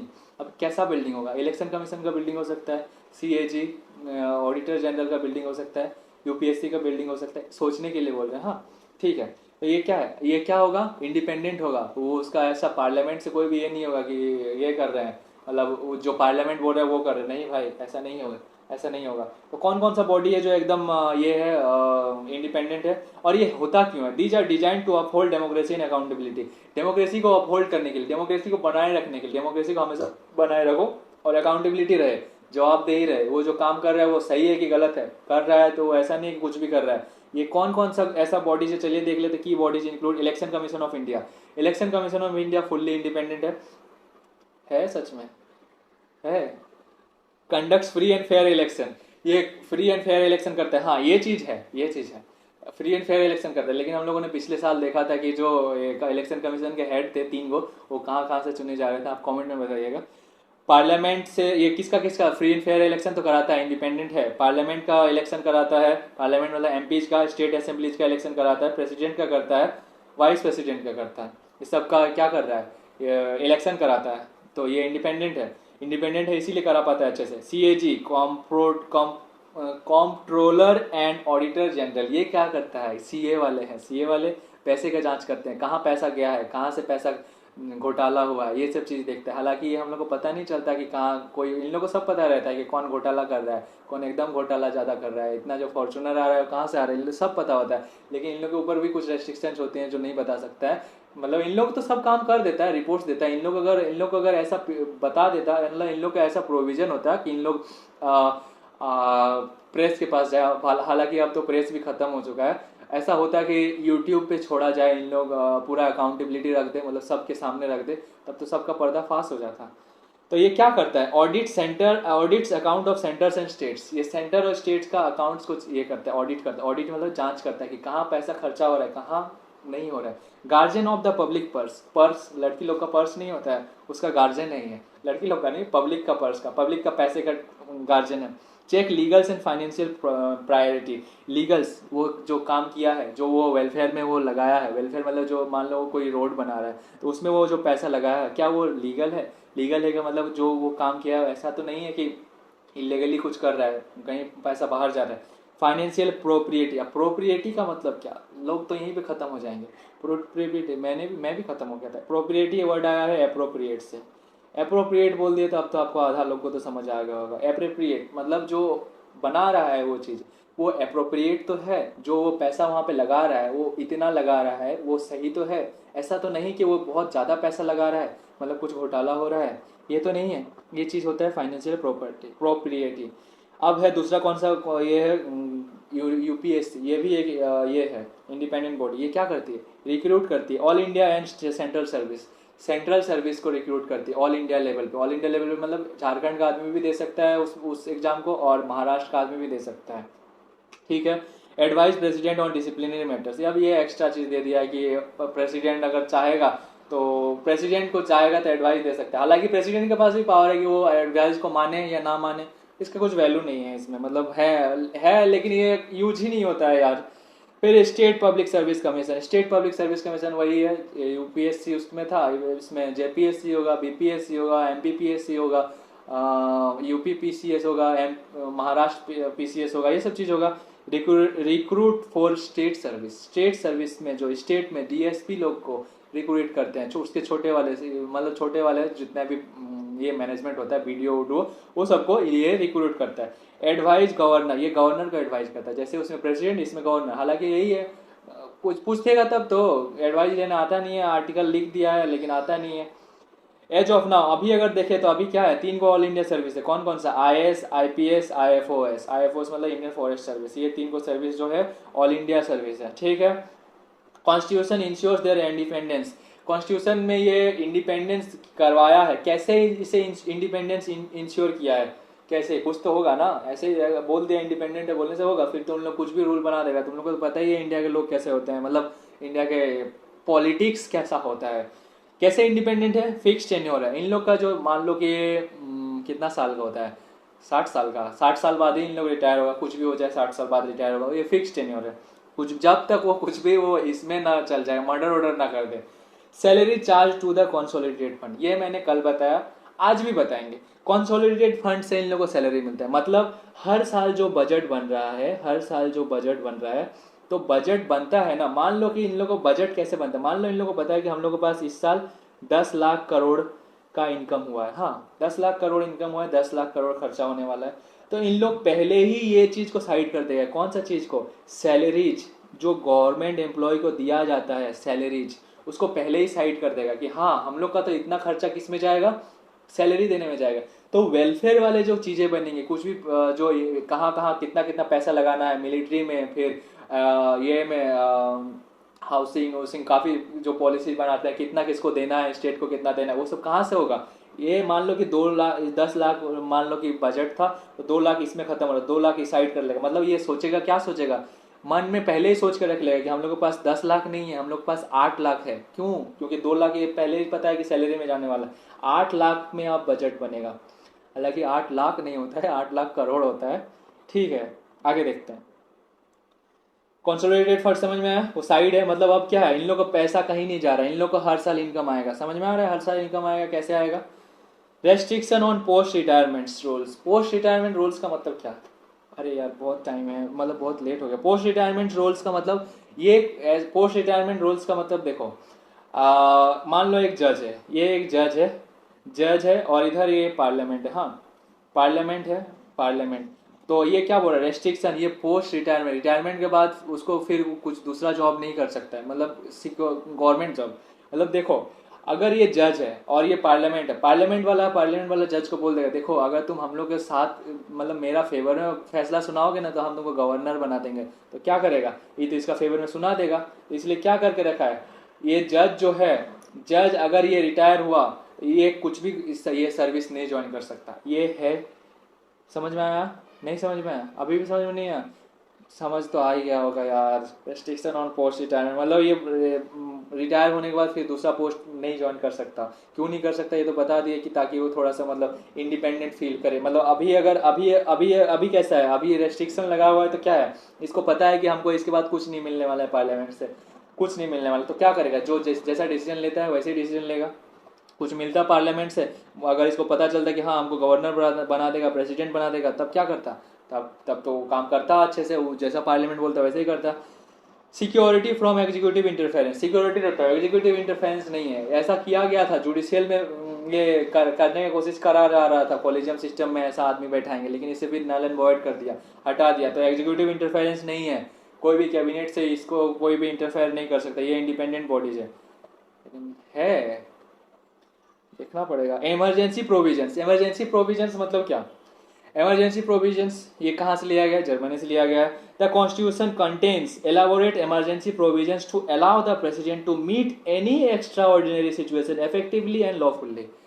कोई समझ ही नहीं पाएगा ये क्या लिखा हुआ है। The constitution contains elaborate emergency provisions to allow the president to meet any extraordinary situations effectively and lawfully. ये बोल रहा है इमरजेंसी के टाइम में प्रेसिडेंट के पास काफी ज्यादा मतलब पावर आ जाता है, वो मतलब अगर कुछ भी चाहे तो लीगली वो कर सकता है। देखो हमको पता है, समझ में नहीं आया, दूसरा वाला लाइन पढ़ेंगे हम, अभी समझ में आ जाए। The constitution of India allows the president to take special action during the crisis. अब समझ में आया? कॉन्स्टिट्यूशन हम लोग का कॉन्स्टिट्यूशन में ही लिखा हुआ है कि अगर जब कभी भी कॉन्स्टिट्यूशन में लिखा हुआ है कि अगर कभी इमरजेंसी लगा तो प्रेसिडेंट के पास क्या क्या पावर है और प्रेसिडेंट को कौन कौन सा पावर दिया जाएगा। और ये भी बता रहा है कि प्रेसिडेंट के पास काफी ज्यादा पावर दिया जाएगा, काफी ज्यादा पावर दिया जाएगा, प्लस क्या क्या पावर दिया जाएगा, ये सब किस में लिखा हुआ है? कॉन्स्टिट्यूशन में लिखा हुआ है। Breakdown like war, breakdown of constitutional machinery, financial instability, but always with in a legal framework. लेकिन वो कुछ भी काम करेगी तो लीगल फ्रेमवर्क में रह के ही है, ऐसा नहीं कि कुछ भी काम कर रहे, कुछ साइन विन होगा, साइन करेगा, साइन लीगली, वैसे ही लीगली किया जाता है। पर्पज क्या है? ये ऐसा क्यों किया गया है? Safe guard the sovereignty, sovereignty, हम लोग इंडिपेंडेंट रहे। अब ऐसा ना हो कि वार हुआ तो फिर से ब्रिटेन आ रहा है हम लोग के ऊपर कब्जा कर रहा है। अब ब्रिटेन का बात छोड़ो, साला चाइना इतना बड़ा हो गया, चाइना ही हम लोग के ऊपर रूल कर सकता है। यूनिटी बना रहे, इंटीग्रिटी बना रहे, सिक्योरिटी रहे हम लोग का, सिक्योरिटी दिक्कत ना करे, फिर दिक्कत हो जाएगा। पॉलिटिकल सिस्टम, पॉलिटिकल सिस्टम का मतलब ये ना हो, रियोट्स ना हो, दंगे ना हो, दंगे। Constitution of the India during crisis, और ये क्या है, और ये कॉन्स्टिट्यूशन भी हम लोग का सेफ रहे। ठीक है, आगे बढ़ते हैं। 3 टाइप्स के इमरजेंसी होते हैं, थोड़ा सा स्पीड जाना होगा। अब तो मेरा आपको पता ही होगा स्पीड, कल तो हम बहुत ज़्यादा स्पीड चले गए थे, सॉरी यार, फिर हमको लग रहा था हम स्लो ही जा रहे हैं। देख रहे हैं आज। हाँ, नेशनल इमरजेंसी। नेशनल इमरजेंसी क्या है? ये कब आता है? जब एक्सटर्नल एग्रेशन होता है, वार में होता है, एक्सटर्नल एग्रेशन में होता है। वार मतलब बाहर से अटैक हुआ, एक्सटर्नल एग्रेशन बाहर से कुछ भी अटैक हुआ। फिर आर्म रिबेलियन, आर्म रिबेलियन क्या होता है? आर्म रिबेलियन मतलब मान लो नक्सलिज्म, कोई मान लो नक्सलिज्म मतलब क्या? कोई ग्रुप ऑफ पीपल बंदूक लेके अगर गवर्नमेंट को मारने का कोशिश करे, गवर्नमेंट बॉडीज, गवर्नमेंट इंस्टीट्यूशन पे लाके मतलब पूरा ये कर दे, हाईजैक करने की कोशिश करे, मारे, बहुत ज़्यादा अटैक करे, बहुत ज़्यादा बंदूक का मतलब फायरिंग चल ही रहा है, तब क्या करेगा? इमरजेंसी लगा देगा। ये किसको रिप्लेस किया? Internal disturbance. अब देखो जो इंदिरा गांधी थी ना, वो काफ़ी ज़्यादा चालाक थी। वो क्या की थी? इंटरनल डिस्टर्बेंस, ये लिखा हुआ था कॉन्स्टिट्यूशन में पहले। हाँ, तो क्या की, जब उसके अगेंस्ट प्रोटेस्ट होने लगा तो क्या की, मतलब उसके अपोजिशन वाले प्रोटेस्ट करने लगे थे कि आप जो कर रहे हैं वो थोड़ा गलत है, वो नहीं करना चाहिए। तो ये क्या की कि इमरजेंसी लगा दी। क्या क्या बोल के लगा दी कि इंटरनल डिस्टर्बेंस हो गया, इंटरनल डिस्टर्बेंस। अब उसके अकॉर्डिंग काम नहीं हो रहा था, इंटरनल डिस्टर्बेंस, मतलब प्रोटेस्ट हो रहा था, इंटरनल डिस्टर्बेंस। वाह कमाल है। इसीलिए जैसे वो निकल गई, पूरा उसका ये को खत्म कर दिया गया, उसका जो इंटरनल डिस्टर्बेंस है उसी को खत्म किया गया। सरकार चेंज हुआ, ये सब चीज हट गया, आर्म रिबेलियन रखा गया। समझ में आया? ठीक, आगे देखते हैं। इफेक्ट्स, क्या क्या इफेक्ट्स है इमरजेंसी में? क्या इफेक्ट होता है? सेंट्रल के पास पूरा कंट्रोल हो जाता है स्टेट का। Parliament empower to legislate on any subject. Parliament के पास पहले क्या होता था? सिर्फ सेंट्रल यूनियन सब्जेक्ट का पावर होता है और कॉन्करेंट सब्जेक्ट का। अब सब स्टेट सब्जेक्ट का भी पावर पार्लियामेंट ही डिसाइड करेगा, मतलब पार्लियामेंट ही कानून बनाएगा स्टेट के लिए भी। Fundamental rights under article 9 suspended. Fundamental rights जो होता है आर्टिकल 19 वो सस्पेंड हो जाएगा। फंडामेंटल राइट्स ही सस्पेंड हो जाता है, बस 20 और 21 रहता है। All executive powers of the state come under union control. जितना भी एग्जीक्यूटिव पावर है सारा स्टेट्स का, जितना लेजिस्लेचर है, एग्जीक्यूटिव है, जो उन लोग कानून बनाते थे वो सारा खत्म, अब सेंट्रल से कानून बनेगा। क्यों किया गया था? इमरजेंसी में ऐसा होता ही है। इंदिरा गांधी ये सब की थी इसीलिए। स्टेट इमरजेंसी क्या होता है? स्टेट इमरजेंसी को प्रेसिडेंट रूल भी कहते हैं। आर्टिकल 356 365 का उल्लंघन हो तब ये किया जाता है। उल्लंघन का इंग्लिश क्या होता है मुझे पता नहीं, आप बताइएगा ना मुझे। समझता हूँ को मतलब मैं वो ये वर्ड यूज ना करूँ, लेकिन मैं फिर नहीं कर पाता। कैन बी इम्पोज क्या क्या है? When a state fails to function according to the constitution provision. जब स्टेट कॉन्स्टिट्यूशन में लिखा हुआ प्रोसीजर को फॉलो ना करे तब हम लोग क्या लगाते हैं, प्रेसिडेंट रूल लगाते हैं। ये कौन सा आर्टिकल में लिखा हुआ, आर्टिकल 356। 365 में क्या लिखा हुआ है, 365 में लिखा हुआ है जब स्टेट सेंटर का बात ना माने तब कहा, तब क्या होगा, तब भी प्रेसिडेंट रूल लग जाएगा। तो क्या है ये प्रेसिडेंट रूल, कब कब लगता है, जब कॉन्स्टिट्यूशन के अकॉर्डिंग काम ना हो, जब सेंटर के अकॉर्डिंग काम ना हो। समझ में आया। तो इसमें क्या होता है, स्टेट लेजिस्लेचर में भी डिजॉल्व और सस्पेंडेड। स्टेट लेजिस्लेचर जो होता है, स्टेट का जो असेंबली लेजिस्लेचर होता है, वो को हो सकता है कि उसको खत्म ही कर दे या फिर कुछ दिन के लिए सस्पेंड कर दे।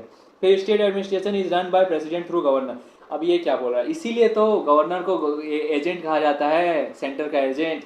जब भी इमरजेंसी लगता है, प्रेसिडेंट रूल लगता है, तब क्या होता है, गवर्नर देश को चलाता है। गवर्नर देश को कैसे चलाएगा, देखो प्रेसिडेंट के पास है गवर्नर, गवर्नर और प्रेसिडेंट किसके अंडर होता है, council of minister. Council of minister rule पास करेगा, वो प्रेसिडेंट को देगा। प्रेसिडेंट किसको देगा, गवर्नर को। गवर्नर किसको देगा, स्टेट को। मतलब इसके हिसाब से स्टेट को चलाएगा। तो समझ में आया, council of minister president. Council of minister किसका पार्ट है, सेंटर का पार्ट है ना। तो प्रेसिडेंट, ये प्रेसिडेंट, गवर्नर, गवर्नर, स्टेट। समझ में आया कहाँ से ये है, सेंटर एजेंट है। इन्फॉर्म भी वही करती है, गवर्नर ही, कि मालिक मालिक अब यहाँ पे खत्म होने वाला है। ठीक है। अब central control replaces state autonomy. State का ऑटोनॉमी को रिप्लेस कर देता है, हटा देता है। हटा के क्या आ जाता है, सेंट्रल का कंट्रोल आ जाता है। अब तीसरा इमरजेंसी क्या है, फाइनेंशियल इमरजेंसी। फाइनेंशियल इमरजेंसी क्या है, ये कब आता है, जब फाइनेंशियल इंस्टेबिलिटी आता है या फिर credit of India is threatened. Credit of India मतलब जो क्रेडिट होता है इंडिया में, पैसा आता है, वो क्या होता है, वो थ्रेटेंड हो जाता है, मतलब रुक जाता है, क्राइसिस हो जाता है, काफी ज्यादा पैसा की कमी हो जाता है। मान लो कि बजट, पॉकेट से पैसा खत्म हो गया, तब क्या करोगे, ये करोगे, काट काट के काम करोगे। मतलब खाना पीना 3 टाइम का खाना तुम 2 टाइम का खाओगे, वैसा चीज। तो इसमें क्या किया जाता है, salaries of the officials including जजेज में भी रिड्यूस्ड। तो ऑफिशियल्स का जितना भी गवर्नमेंट एम्प्लॉय है, सब का सैलरी को रोक दिया जाएगा, जजेज का भी। ठीक है। During emergency the constitution undergoes A temporary transformation. जब इमरजेंसी होता है तो हम लोग का ये काफी ज्यादा यूनिक फीचर है, कॉन्स्टिट्यूशन जो होता है वो टेम्पोररी ट्रांसफॉर्मेशन लेता है। टेम्पोररी क्यों, क्योंकि इसके बाद फिर वो चेंज होकर नॉर्मल पोजीशन में आएगा। लेकिन कैसा ट्रांसफॉर्मेशन लेता है, from federal to unitary. Federal जो होता है डुअल गवर्नमेंट, सेंट्रल और स्टेट, ये कहा अब क्या हो जाता है, फुल्ली यूनिटरी हो जाता है। अब यूनियन से पूरा कंट्रोल होता है विदाउट एनी कॉन्स्टिट्यूशनल अमेंडमेंट। कोई भी कॉन्स्टिट्यूशनल अमेंडमेंट का जरूरत नहीं है कि स्टेट का पावर को छीना जाएगा, स्टेट का पावर को दबा जाएगा, कुछ नहीं। इमरजेंसी लगा, खत्म, सेंटर का पावर आ गया। This dynamic ability is unique feature of Indian constitution. यही जो डायनेमिक यूनिबिलिटी है, डायनेमिक मतलब क्या, मोशन वाला, ये एबिलिटी ही हम लोग को ये इंडिया का यूनिक फीचर है। अब देखते हैं 3 टायर गवर्नमेंट। 3 टायर गवर्नमेंट क्या है, originally the constitution provided a dual polity and content provisions with regard to organisation and powers. क्या बोल दिया जी, जो हम लोग का जो ओरिजिनल कॉन्स्टिट्यूशन था उसमें डुअल पॉलिटी था। Dual polity, 2 tier system, central और स्टेट, और उन लोग का ही प्रोविजंस ऑर्गेनाइजेशन के बारे में दिया हुआ था कॉन्स्टिट्यूशन में, सेंटर का और स्टेट का। लेकिन 73rd और 74th अमेंडमेंट लाया, ये किसका मन था, ये गांधी जी चाहते थे। लेकिन गांधी जी और अम्बेडकर जी में थोड़ा मनमुटाव होता था। गांधी जी बोलता था कि हमको डिसेंट्रलाइजेशन करना है, लेकिन अम्बेडकर जी नहीं मानते थे। अम्बेडकर जी बोलते थे कि नहीं, डिसेंट्रलाइज नहीं करेंगे, घूसखोरी ज्यादा होगा, घूसखोरी बहुत ज्यादा होगा, नीचे वाले लोग बहुत ज्यादा घूस खाएंगे। तो गांधी जी बोलते हैं कि कितना ही आदमी घुस खाएंगे, कुछ आदमी का तो डेवलप होगा, 10 में से 3 आदमी तो अच्छे से काम करेगा, फिर भी तो थोड़ा तो डेवलप हुआ। तो ये चीज को नकार दिया गया था। लेकिन फिर बाद में इसे ऐड किया जाता है, क्योंकि देखता है कि डेवलपमेंट नीचे तक पहुंच ही नहीं रहा है, नीचे तक लोकल लेवल तक डेवलपमेंट नहीं पहुंच रहा। तो फिर बाद में ये ऐड किया जाता है। तो 1992 में इसे कॉन्स्टिट्यूशन में ऐड किया जाता है। पहले ये मैंडेटरी बनाया गया था 1959 आई थिंक। हाँ, तो ये मैंडेटरी नहीं, मतलब वॉलेंट्री, मन करेगा तो करो, नहीं मन करेगा तो हटाओ। तो रिवोल्यूशनरी स्टेप था। These amendments made the only nation in the world with A constitutionally mandate 3 tyre federal structure. India का जो ये 3 टायर फेडरेशन है, ये वर्ल्ड में कहीं नहीं है, सिर्फ इंडिया में है, इंडिया में है खाली। 73rd अमेंडमेंट 1992 ये क्या करता है, provided constitutional status to panchayati raj institution. अब कॉन्स्टिट्यूशनल स्टेटस मिल चुका है इन लोगों को, पंचायती राज इंस्टीट्यूशन को, local rural local government. Addresses added part 9 में ऐड किया हुआ है, शेड्यूल 11 में ऐड किया हुआ है। कल मैंने ये सब चीज बताया था, अब देख लीजिएगा। Introduce 3 tier system. 3 tier system को इंट्रोड्यूस किया, क्या क्या, village level, intermediate level, district level, ये चीज को इंट्रोड्यूस किया। नया है चीज, ये चीज नया है, मतलब ये चीज पहले नहीं था। Village level, intermediate level, district level. Intermediate मतलब वो ब्लॉक लेवल। फिर ठीक है, 74th अमेंडमेंट। 74th अमेंडमेंट में क्या है, gave constitutional recognition to the municipalities. 73rd वाला ग्राम वाला, गांव में, और ये टाउन में। टाउन में भी तो डेवलपमेंट चाहिए नीचे लेवल तक, टाउन में तो और ज्यादा जरूरत है, वहां पे तो काफी ज्यादा ये केसेस पेंडिंग हो जाते हैं। केसेस का मतलब प्रॉब्लम्स, तो municipalities urban local government part 9A जोड़ा गया, शेड्यूल 12 जोड़ा गया, ठीक है। Provided 3 types of municipalities, 3 types का म्यूनसिपैलिटीज बनाया गया। कैसा कैसा? Nagar panchayat for transitional areas, transitional areas मतलब जहां से गांव खत्म हो रहा है, जहां से ये अर्बन एरिया स्टार्ट हो रहा है, मतलब एक टाइप से बोलेंगे तो बस जहां से तुम घुस रहे हो मतलब स्टेट सॉरी सिटी में घुस रहे हो, सिटी में घुसते होते अचानक से थोड़े सिटी स्टार्ट हो जाता है, पहले कम कम कम कम घर, फिर एकदम कम कम घर, फिर थोड़ा एकदम, फिर जीरो घर, और इधर जाएंगे तो फिर थोड़ा थोड़ा घर, थोड़ा थोड़ा घर, थोड़ा थोड़ा घर, फिर एकदम डीप सिटी। तो जो ट्रांजिशनल जोन है, ट्रांजिशनल जोन ये जो ऐसा ये है, तो ये जो ट्रांजिशनल जोन है ये है सिटी, ये है ट्रांजिशनल जोन। तो यहाँ वाला जो होगा ये क्या होगा? नगर पंचायत। तो म्यूनिसिपल काउंसिल क्या होगा? म्यूनिसिपल काउंसिल मतलब छोटे छोटे जो ये होते हैं सिटीज होते हैं, जैसे कि हम लोग के एरिया में है एक चांडिल, बहुत छोटा सिटी है, सिटी नहीं टाउन है, तो उन लोग के लिए क्या होगा? वो भी अर्बन एरिया है, मतलब बहुत छोटा छोटा जगह नहीं होता है, बहुत छोटा छोटा, तो उन लोग के लिए म्यूनिसिपल काउंसिल होता है। म्यूनिसिपल कॉर्पोरेशन क्या होता है? फॉर अर्बन लार्जर एरिया, बड़े बड़े एरिया जैसे मुंबई, दिल्ली, मद्रास, चेन्नई, ये सब क्या है? इस सब में म्यूनिसिपल कॉर्पोरेशन काम करेगा, ठीक है। मतलब क्या किया गया? डिसेंट्रलाइज किया गया, पावर को डिसेंट्रलाइज किया गया।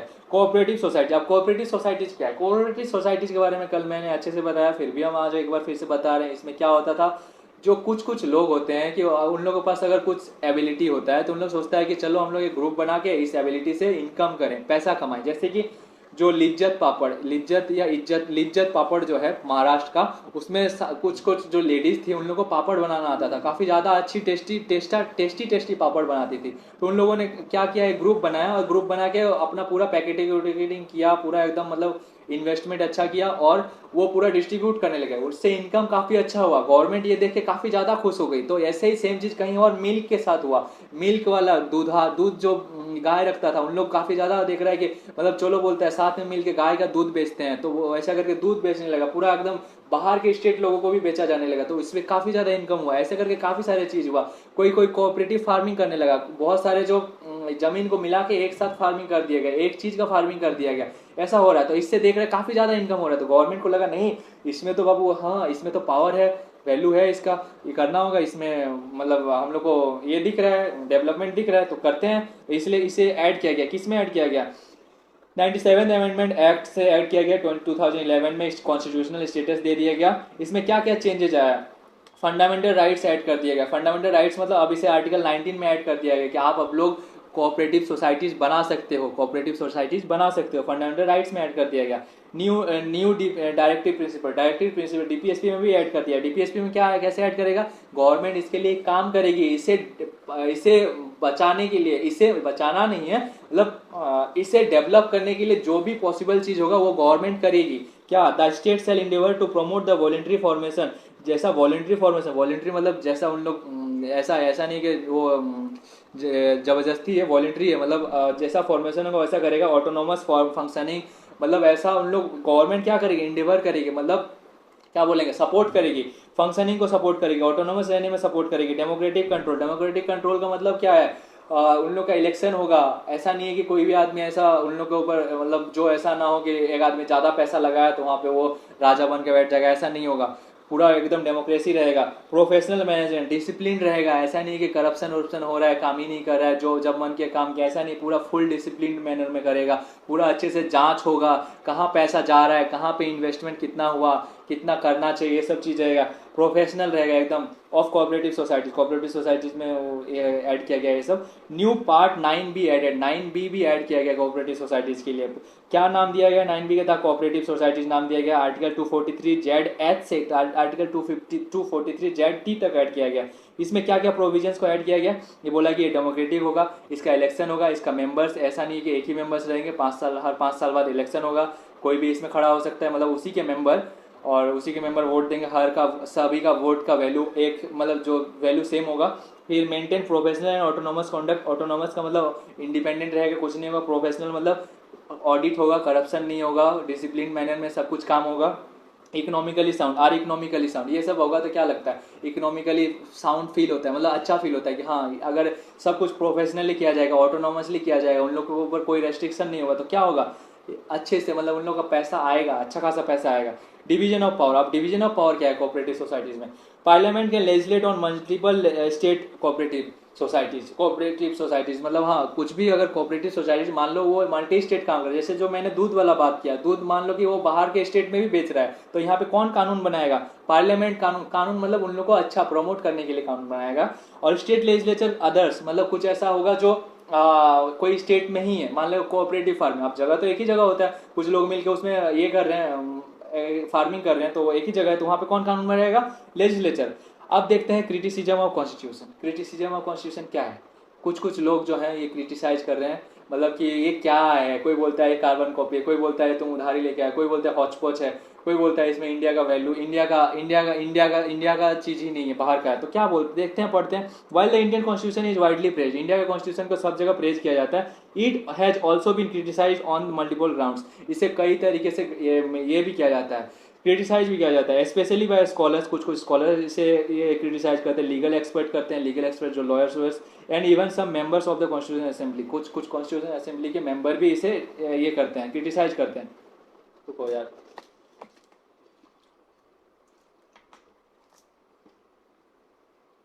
हम क्रिटिसाइज किए, देखो इन लोग सब एकदम बड़ा बड़ा स्कॉलर सभी क्रिटिसाइज कर रहा है, उन लोगों के पास नॉलेज है ना।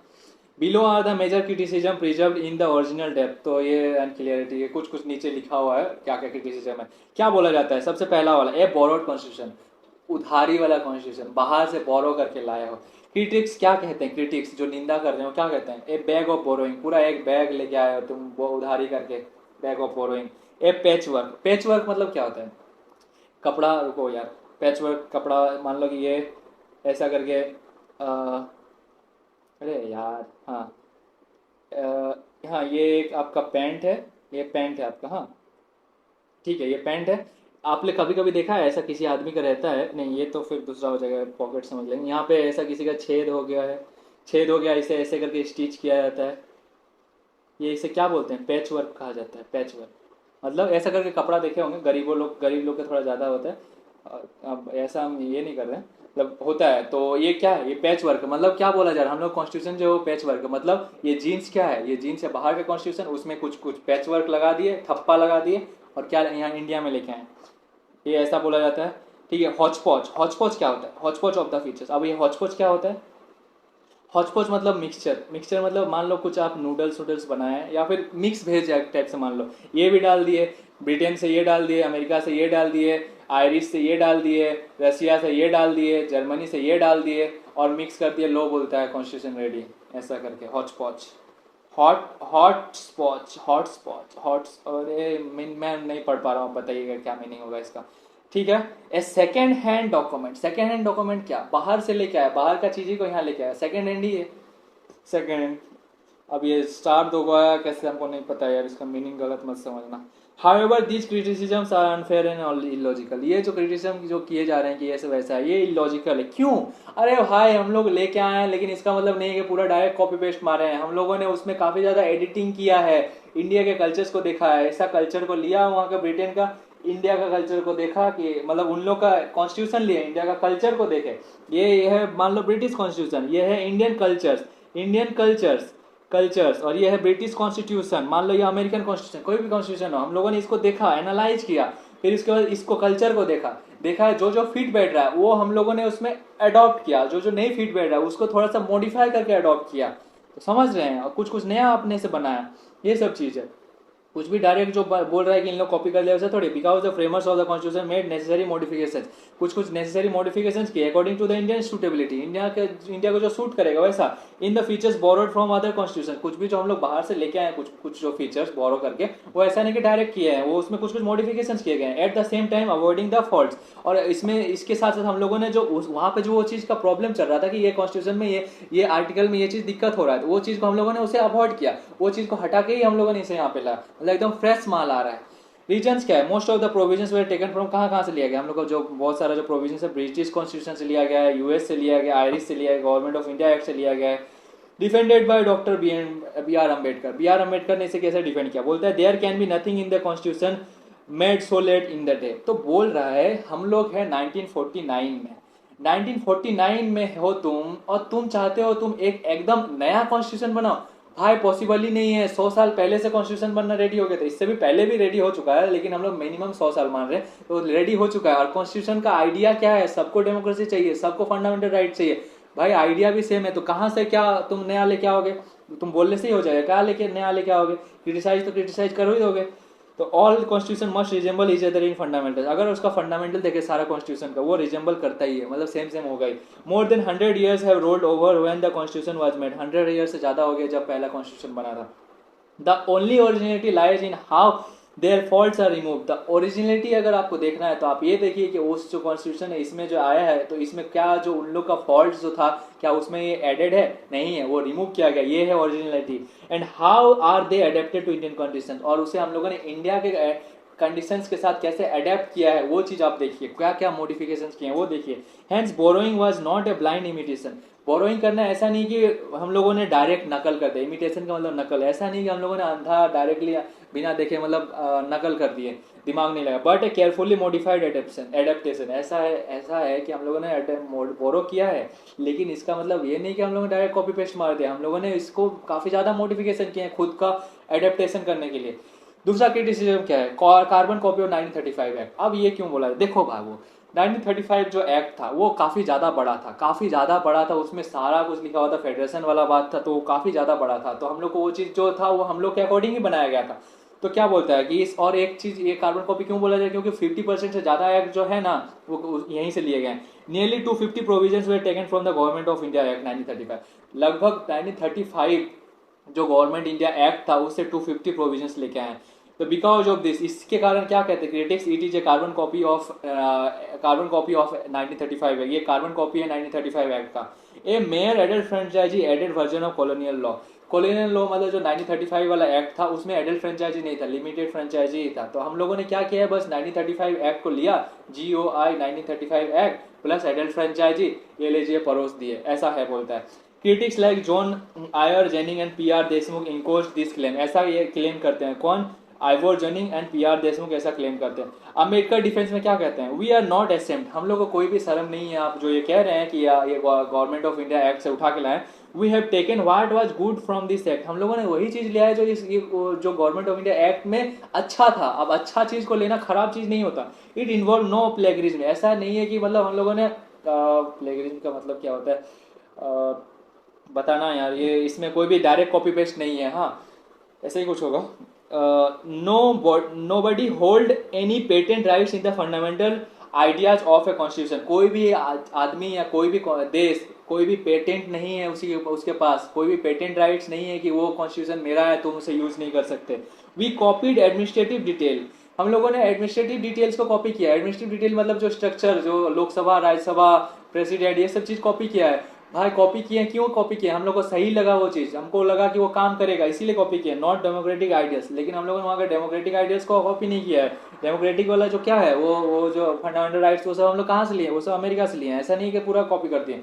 अन इंडियन और एंटी इंडियन, कोई कोई बोलता है ये अन इंडियन है, कोई कोई बोलता है एंटी इंडियन है। मतलब क्या, ये बोल रहा है कि इसमें इंडिया का चीज है ही नहीं, इंडिया का स्पिरिट है ही नहीं, इंडिया का वैल्यू है ही नहीं।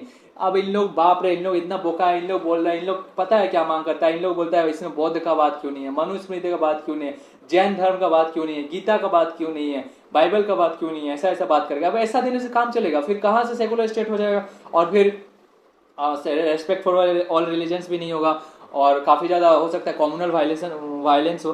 द क्रिटिक्स क्लेम, क्या कहते हैं, that constitutional did not reflect any Indian political culture. हाँ ये सब चीज तो था, इसके साथ साथ और क्या था, डिसेंट्रलाइजेशन का बात नहीं होता। डिसेंट्रलाइजेशन का बात क्यों नहीं होता, डिसेंट्रलाइजेशन का बात नहीं होता तो इसे एंटी इंडियन क्यों कहा जा रहा है। इंडिया का आदमी था महात्मा गांधी, महात्मा गांधी ने कहा था कि आप डिसेंट्रलाइज करो, पंचायत लाओ, लेकिन जो BR अम्बेडकर लाया उसमें कोई भी इंडियन पॉलिटिकल कल्चर, डिसेंट्रलाइज का भी बात था ही नहीं। और ट्रेडिशन वाला जो जो हम कहे कि वो इतना सारा बौद्ध का, इसका, जैन धर्म का जो अच्छा अच्छा कोट है वो सब नहीं डाले, तो ये सब चीज़ है। तो पॉलिटिकल कल्चर, डिसेंट्रलाइजेशन का भी बात नहीं था, लेकिन हम लोगों ने किया ना भाई 1992 में किया। It lag native spirit, native spirit, हम लोग का जो नेटिव स्पिरिट मतलब वही जो हम लोग यहाँ पे पैदा हुआ है वो सब चीज़ का बात है ही नहीं। And was too influenced by western liberalism, और ये बहुत ज़्यादा इन्फ्लुएंस दिखता है किसमें, किससे, वेस्टर्न तरफ से। वेस्टर्न का लिबरलिज्म, वेस्टर्न में क्या होता है, इंडिविजुअलिटी। इंडिविजुअलिटी का मतलब ऐसा कानून जो किसी मतलब जो सिर्फ एक को, इंडिविजुअलिटी, यार दिमाग खराब, ऐसा वर्ड, इंडिविजुअलिटी वर्ड आईजी है, मेरा दिमाग उधर है। मतलब इंडिविजुअलिटी मतलब जो हर एक आदमी के लिए सोचा गया है, मतलब हर एक आदमी खुद को कैसे प्रोटेक्ट करे उस चीज़ के बारे में ज़्यादा है। यहाँ पे इंडिया के में ऐसा नहीं था, इंडिया में कम्युनिटी कैसे अच्छे से रहे इस चीज़ का ज़्यादा ये होता था, बात होता था। लेकिन ये हम लोगों ने क्या किया, पॉलिटी में हम लोगों ने कॉन्स्टिट्यूशन में क्या ऐड किया है, एक सिंगल आदमी कैसे खुश रहे, एक सिंगल आदमी को कैसे फ्रीडम मिले, इस चीज़ के बारे में सोचा है, इस चीज़ के बारे में हम लोगों ने ऐड किया है। तो ये इसको भी बात करता है कि वेस्टर्न लिबरलिज्म है। के हनुमंथिया क्या कहते हैं, वी आंट, बहुत ज़्यादा हंसी आएगा यार सुनिएगा। We wanted the music of veena और सितार, हम लोगों ने वीणा और सितार का आवाज़ सुनने का कोशिश किया। मतलब हम लोग चाहते थे वीणा और सितार का आवाज़ सुनना, लेकिन हम लोग को क्या सुनाया गया, इंग्लिश बैंड। हम लोग को इंग्लिश बैंड सुना रहा है, इंग्लिश बैंड सुना रहा है, डेस्पासिटो ऐसा करके सुना रहा है। इन लोग सुनना चाहता था वीणा, वीणा सितार, इन लोग क्या सुना दिया, इंग्लिश बैंड। क्यों बोल रहा है, ऐसा क्यों हुआ, this was because the constitution makers were educated that way, इसलिए हुआ क्योंकि जो इन लोग पढ़े ही वैसे तरीके से। इन लोग वहाँ कहाँ पढ़े, इंडिया में थोड़े पढ़े, वेस्टर्न एजुकेशन मिला है। कोई कोई बाहर पढ़ के आया है, कोई कोई कैम्ब्रिज में पढ़ के आया है, बाहर के कॉलेज से, कोई कोई इंडिया में पढ़ा, लेकिन उस टाइम पे तो वेस्टर्न एजुकेशन ही था। लोकनाथ मिश्रा क्या कहते हैं, इसे कहते हैं स्लेविश इमिटेशन, स्लेविश इमिटेशन ऑफ वेस्ट। मतलब एकदम डायरेक्ट कॉपी, मतलब पूरा नकल कर दिया तुम वेस्ट का, कुछ किया ही नहीं है तुम। सरेंडर टू द वेस्ट, एकदम वेस्ट को सरेंडर कर दिया हम लोग का कॉन्स्टिट्यूशन, मतलब जैसा वेस्ट का कॉन्स्टिट्यूशन है वैसा सेम हम लोग को बना दिया है, ऐसा लोकनाथ मिश्रा कह रहे हैं। लक्ष्मी नारायण साहू क्या कह रहे हैं, लक्ष्मी नारायण साहू क्या कह रहे हैं, ऐसा है नहीं, लेकिन है हम लोगों ने जो, हम लोग को जो सही है, जो हमारे लिए सूटेबिलिटी है, सूटेबल है, वही चीज हम लोग किया। अरे भाई आप कॉपी बोलने से कॉपी थोड़े हो जाएगा, कॉपी बोलने से कॉपी हो जाएगा, लेकिन जो तुमको सही है वो काम करो ना। तुम ये सब क्यों देख रहे हो कि ये कॉपी है, नहीं है, क्रिटिसाइज कर रहे हो, तुमको उस चीज से ये फायदा मिल रहा है ना, प्रॉफिटेबल हो ना, तो बस काम करो, खत्म, ये सब करो।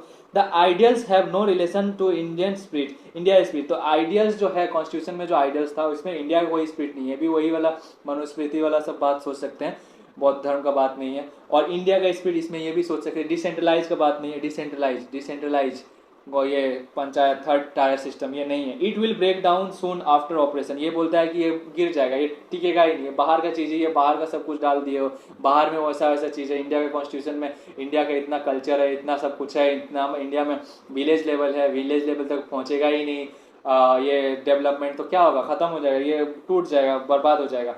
एन अनगांधीयन कॉन्स्टिट्यूशन, अनगांधीयन क्यों बोला गया है, देखो जब गांधी जी थे, आपने पूना पैक्ट तो सुना ही होगा, कम्युनल अवार्ड सुना ही होगा, इन लोग का अलग अलग है, मतभेद होते रहता था, इन लोग का अलग ही टाइप का है, मतलब इन लोग एक दूसरे से थोड़ा मतलब चिड़चिड़े ही रहते थे। ये गांधी जी बोलते थे कि हम लोग को ये चाहिए, हम लोग को डिसेंट्रलाइज करना चाहिए, जो ये है मुखिया उखिया पंचायत सिस्टम बनाना चाहिए। लेकिन जो बी आर अम्बेडकर जी है ये इसके काफ़ी ज़्यादा अगेंस्ट थे, वे कहते थे कि नहीं, अगर हम लोग डिसेंट्रलाइज करेंगे तो हो सकता है कि उन लोग बहुत ज़्यादा घूस ले, घूस खाना बहुत ज़्यादा बढ़ सकता है, क्योंकि हम लोग को पता भी नहीं चलेगा कि उन लोग घूस खा रहा है कि नहीं। तो गांधी जी इसके अगेंस्ट कहे कि नहीं, घूस खाएगा तो 10 में से मान लो 7 आदमी खा रहा है, 3 आदमी तो करेगा, 3 कोई गांव का तो विकास होगा, ऐसा सोचते थे। लेकिन अम्बेडकर जी बोलते थे नहीं, ये सही नहीं है। तो देखते हैं Gandhian thinkers failed, Gandhian thinkers क्या फेल्ड, क्या सोच रहे हैं, constitution neglected Gandhi's vision of decentralisation, decentralisation का जो विजन था उसे अब इसे इग्नोर कर दिया। It ignored village Republic, panchayat self reliance and non violence, non violence को भी ये कर दिया, सेल्फ रिलायंस को भी हटा दिया, पंचायत सिस्टम को भी हटा दिया, विलेज रिपब्लिक ये सबको इग्नोर कर दिया, बोल रहा है। के हनुमंथिया ने फिर अगेन क्या कहा, exactly the kind of constitution Mahatma Gandhi did not want. वे हनुमंतिया साहब कह रहे हैं ये तुमने ऐसा कॉन्स्टिट्यूशन बनाया है, एकदम वही वाला सेम कॉन्स्टिट्यूशन बनाया है जो गांधी जी बिल्कुल नहीं चाहते थे कि वो कॉन्स्टिट्यूशन बने। देख लो टी प्रकाशम क्या कहते हैं, link this gap to Ambedkar's antagonism towards the Gandhi ideals. वो कहते हैं कि ये तुमने वो उसको, उससे तुम चिढ़ते थे, उससे चलते थे, इसीलिए तुमने ऐसा जानबूझ के किया है, गांधी जी के आइडियल्स है। एलिफेंटासाइज कॉन्स्टिट्यूशन, अब इसमें भी थोड़ा मजाक करते हैं। एलिफेंटासाइज में बहुत ज़्यादा बल्कि था ना, बहुत ज़्यादा बड़ा था। At the time of its adoption it was the longest constitution in the world, जब अडॉप्ट किया गया था ये वर्ल्ड का सबसे लॉन्गेस्ट कॉन्स्टिट्यूशन था। तो क्रिटिक्स ने इसे कैसे कहा, ये इट वाज टू बल्कि, बहुत ज़्यादा भारी है भाई, क्या बना दिए, ओवर डिटेल, इतना ज़्यादा डिटेलिंग, क्या डिटेलिंग किए हो तुम लोग, field with excessive administrative clause, बहुत सारा एडमिनिस्ट्रेटिव से रिलेटेड क्लॉज कि सरकार कैसे काम करेगी का छोटा छोटा डिटेल दे के रखा था। तो आइवर जेनिंग ने क्या कहा, too long and too complicated. एक तो बोल रहा है तुमने काफी बड़ा कर दिया और बड़ा होने के कारण ये कॉम्प्लिकेटेड भी, या फिर सिंपल भी, ऐसे भी सोच सकते हैं काफी ज्यादा बड़ा भी है, काफी ज्यादा कॉम्प्लिकेटेड भी। कॉम्प्लिकेटेड कैसे, इसका वर्ड्स काफी ज्यादा हार्ड थे, काफी ज्यादा हार्ड वर्ड थे, इसे नॉर्मल आदमी समझ ही नहीं सकते थे, क्योंकि इसे बनाया ही गया था ये के द्वारा, लॉयर्स के द्वारा। ठीक है। एच.वी. कामत क्या कहते हैं, जो कॉन्स्टिट्यूशन असेंबली मेंबर है, काफी ज्यादा मजाक कर देते हैं। जो हम लोग को पता होगा कॉन्स्टिट्यूशन असेंबली का, जो हम लोग सेकंड चैप्टर मेरा देख लीजिएगा, उसमें मैंने कहा था कॉन्स्टिट्यूशन असेंबली का जो ये है लोगो है, उसमें वो एलिफेंट का साइन है, एलिफेंट का साइन है, मतलब एलिफेंट बना हुआ है। तो ये क्या कहते हैं, our symbol is an elephant. Constitution assembly का साइन एलिफेंट था ना, तो ये बोलते हैं हम लोग का कॉन्स्टिट्यूशन असेंबली का साइन एलिफेंट है, और हम लोग का कॉन्स्टिट्यूशन भी वैसे ही बल्कि है और स्लो है। हम लोग का जैसा कॉन्स्टिट्यूशन असेंबली का साइन हाथी है, तो सेम हाथी वाला गुण ले लिया है कॉन्स्टिट्यूशन में, मतलब वैसा ही बल्कि है और वैसा ही स्लो है। तो ठीक। He also said that I am sure that ये होता that ये they will not agree to adopt this elephant one। they मतलब कॉन्स्टिट्यूशन असेंबली ये कभी एग्री नहीं करेगी। तो बोलता है हाथी जैसा, जैसे हम लोग कॉन्स्टिट्यूशन असेंबली है वैसे ही इसे बल्कि बनाया गया है, उसका फीचर्स इसमें है, स्लो भी बनाया गया है, स्लो होगा मतलब इसे पढ़ने में टाइम लगेगा, काफी ज्यादा बल्कि है ना, पढ़ने में टाइम लगेगा। पैराडाइज ऑफ लॉ, पैराडाइज मतलब क्या, हेवन, किसका, of the lawyers, paradise of the lawyers, lawyers के लिए हेवन टाइप का है। कैसे कैसे the constitution is highly legalistic field with legal jargons. तो ये काफी ज्यादा लीगलिस्टिक था, मतलब इतना हाई लेवल का लैंग्वेज है, लीगल जार्गन। देखो भाई हम लोग को यही पढ़ने में हार्ड लग रहा है, तो कॉन्स्टिट्यूशन का जो लैंग्वेज है वो कितना हार्ड होगा। लीगल जार्गन्स मतलब हार्ड लैंग्वेज को बताने के लिए हम लोग का हार्ड लैंग्वेज यूज किए हुए हैं। लीगल जार्गन्स मतलब काफी ज्यादा कॉम्प्लेक्स लैंग्वेज था, कॉम्प्लेक्स लैंग्वेज, नीचे कॉम्प्लेक्स लैंग्वेज लिखा भी हुआ है। लीगलिस्टिक मतलब काफी ज्यादा हाई लेवल का लैंग्वेज था। टेक्निकल प्रोविजंस, काफी ज्यादा टेक्निकलिटी था इसमें। तो आइवर जेनिंग क्या कहते हैं, ये कहते हैं कि ये लॉयर्स पैराडाइज, ये नॉर्मल लोगों के लिए बनाया ही नहीं है, लॉयर्स के लिए है, लॉयर्स के लिए ही है खाली।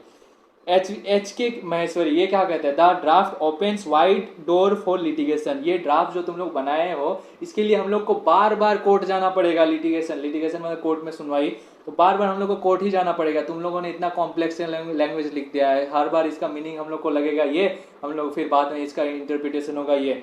Less likely to follow the method of truth and non violence.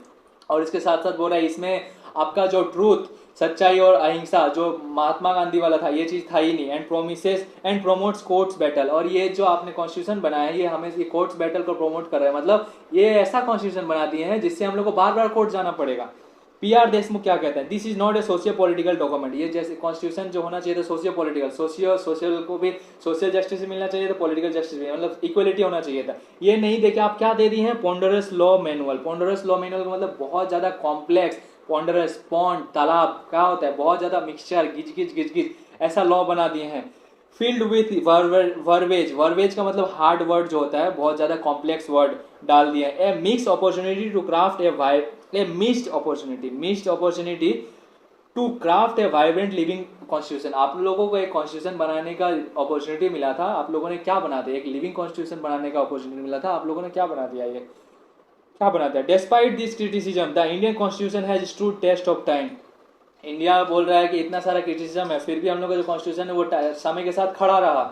वो क्या है, अडेप्टिंग थ्रू अमेंडमेंट्स, हम लोगों ने इसे अडेप्ट किया, बार बार अमेंड करके अडेप्ट किया, while preserving its core democratic values, हम लोग इसका डेमोक्रेटिक वैल्यूज को बचा के रखते हुए हम लोगों ने इसे अमेंड किया। मतलब क्या, हम लोगों ने बेसिक स्ट्रक्चर के साथ छेड़छाड़ नहीं किया, हम लोगों ने इसमें ये किया है, एडेप्शन किया है ताकि वो अच्छे से स्मूथली काम करे।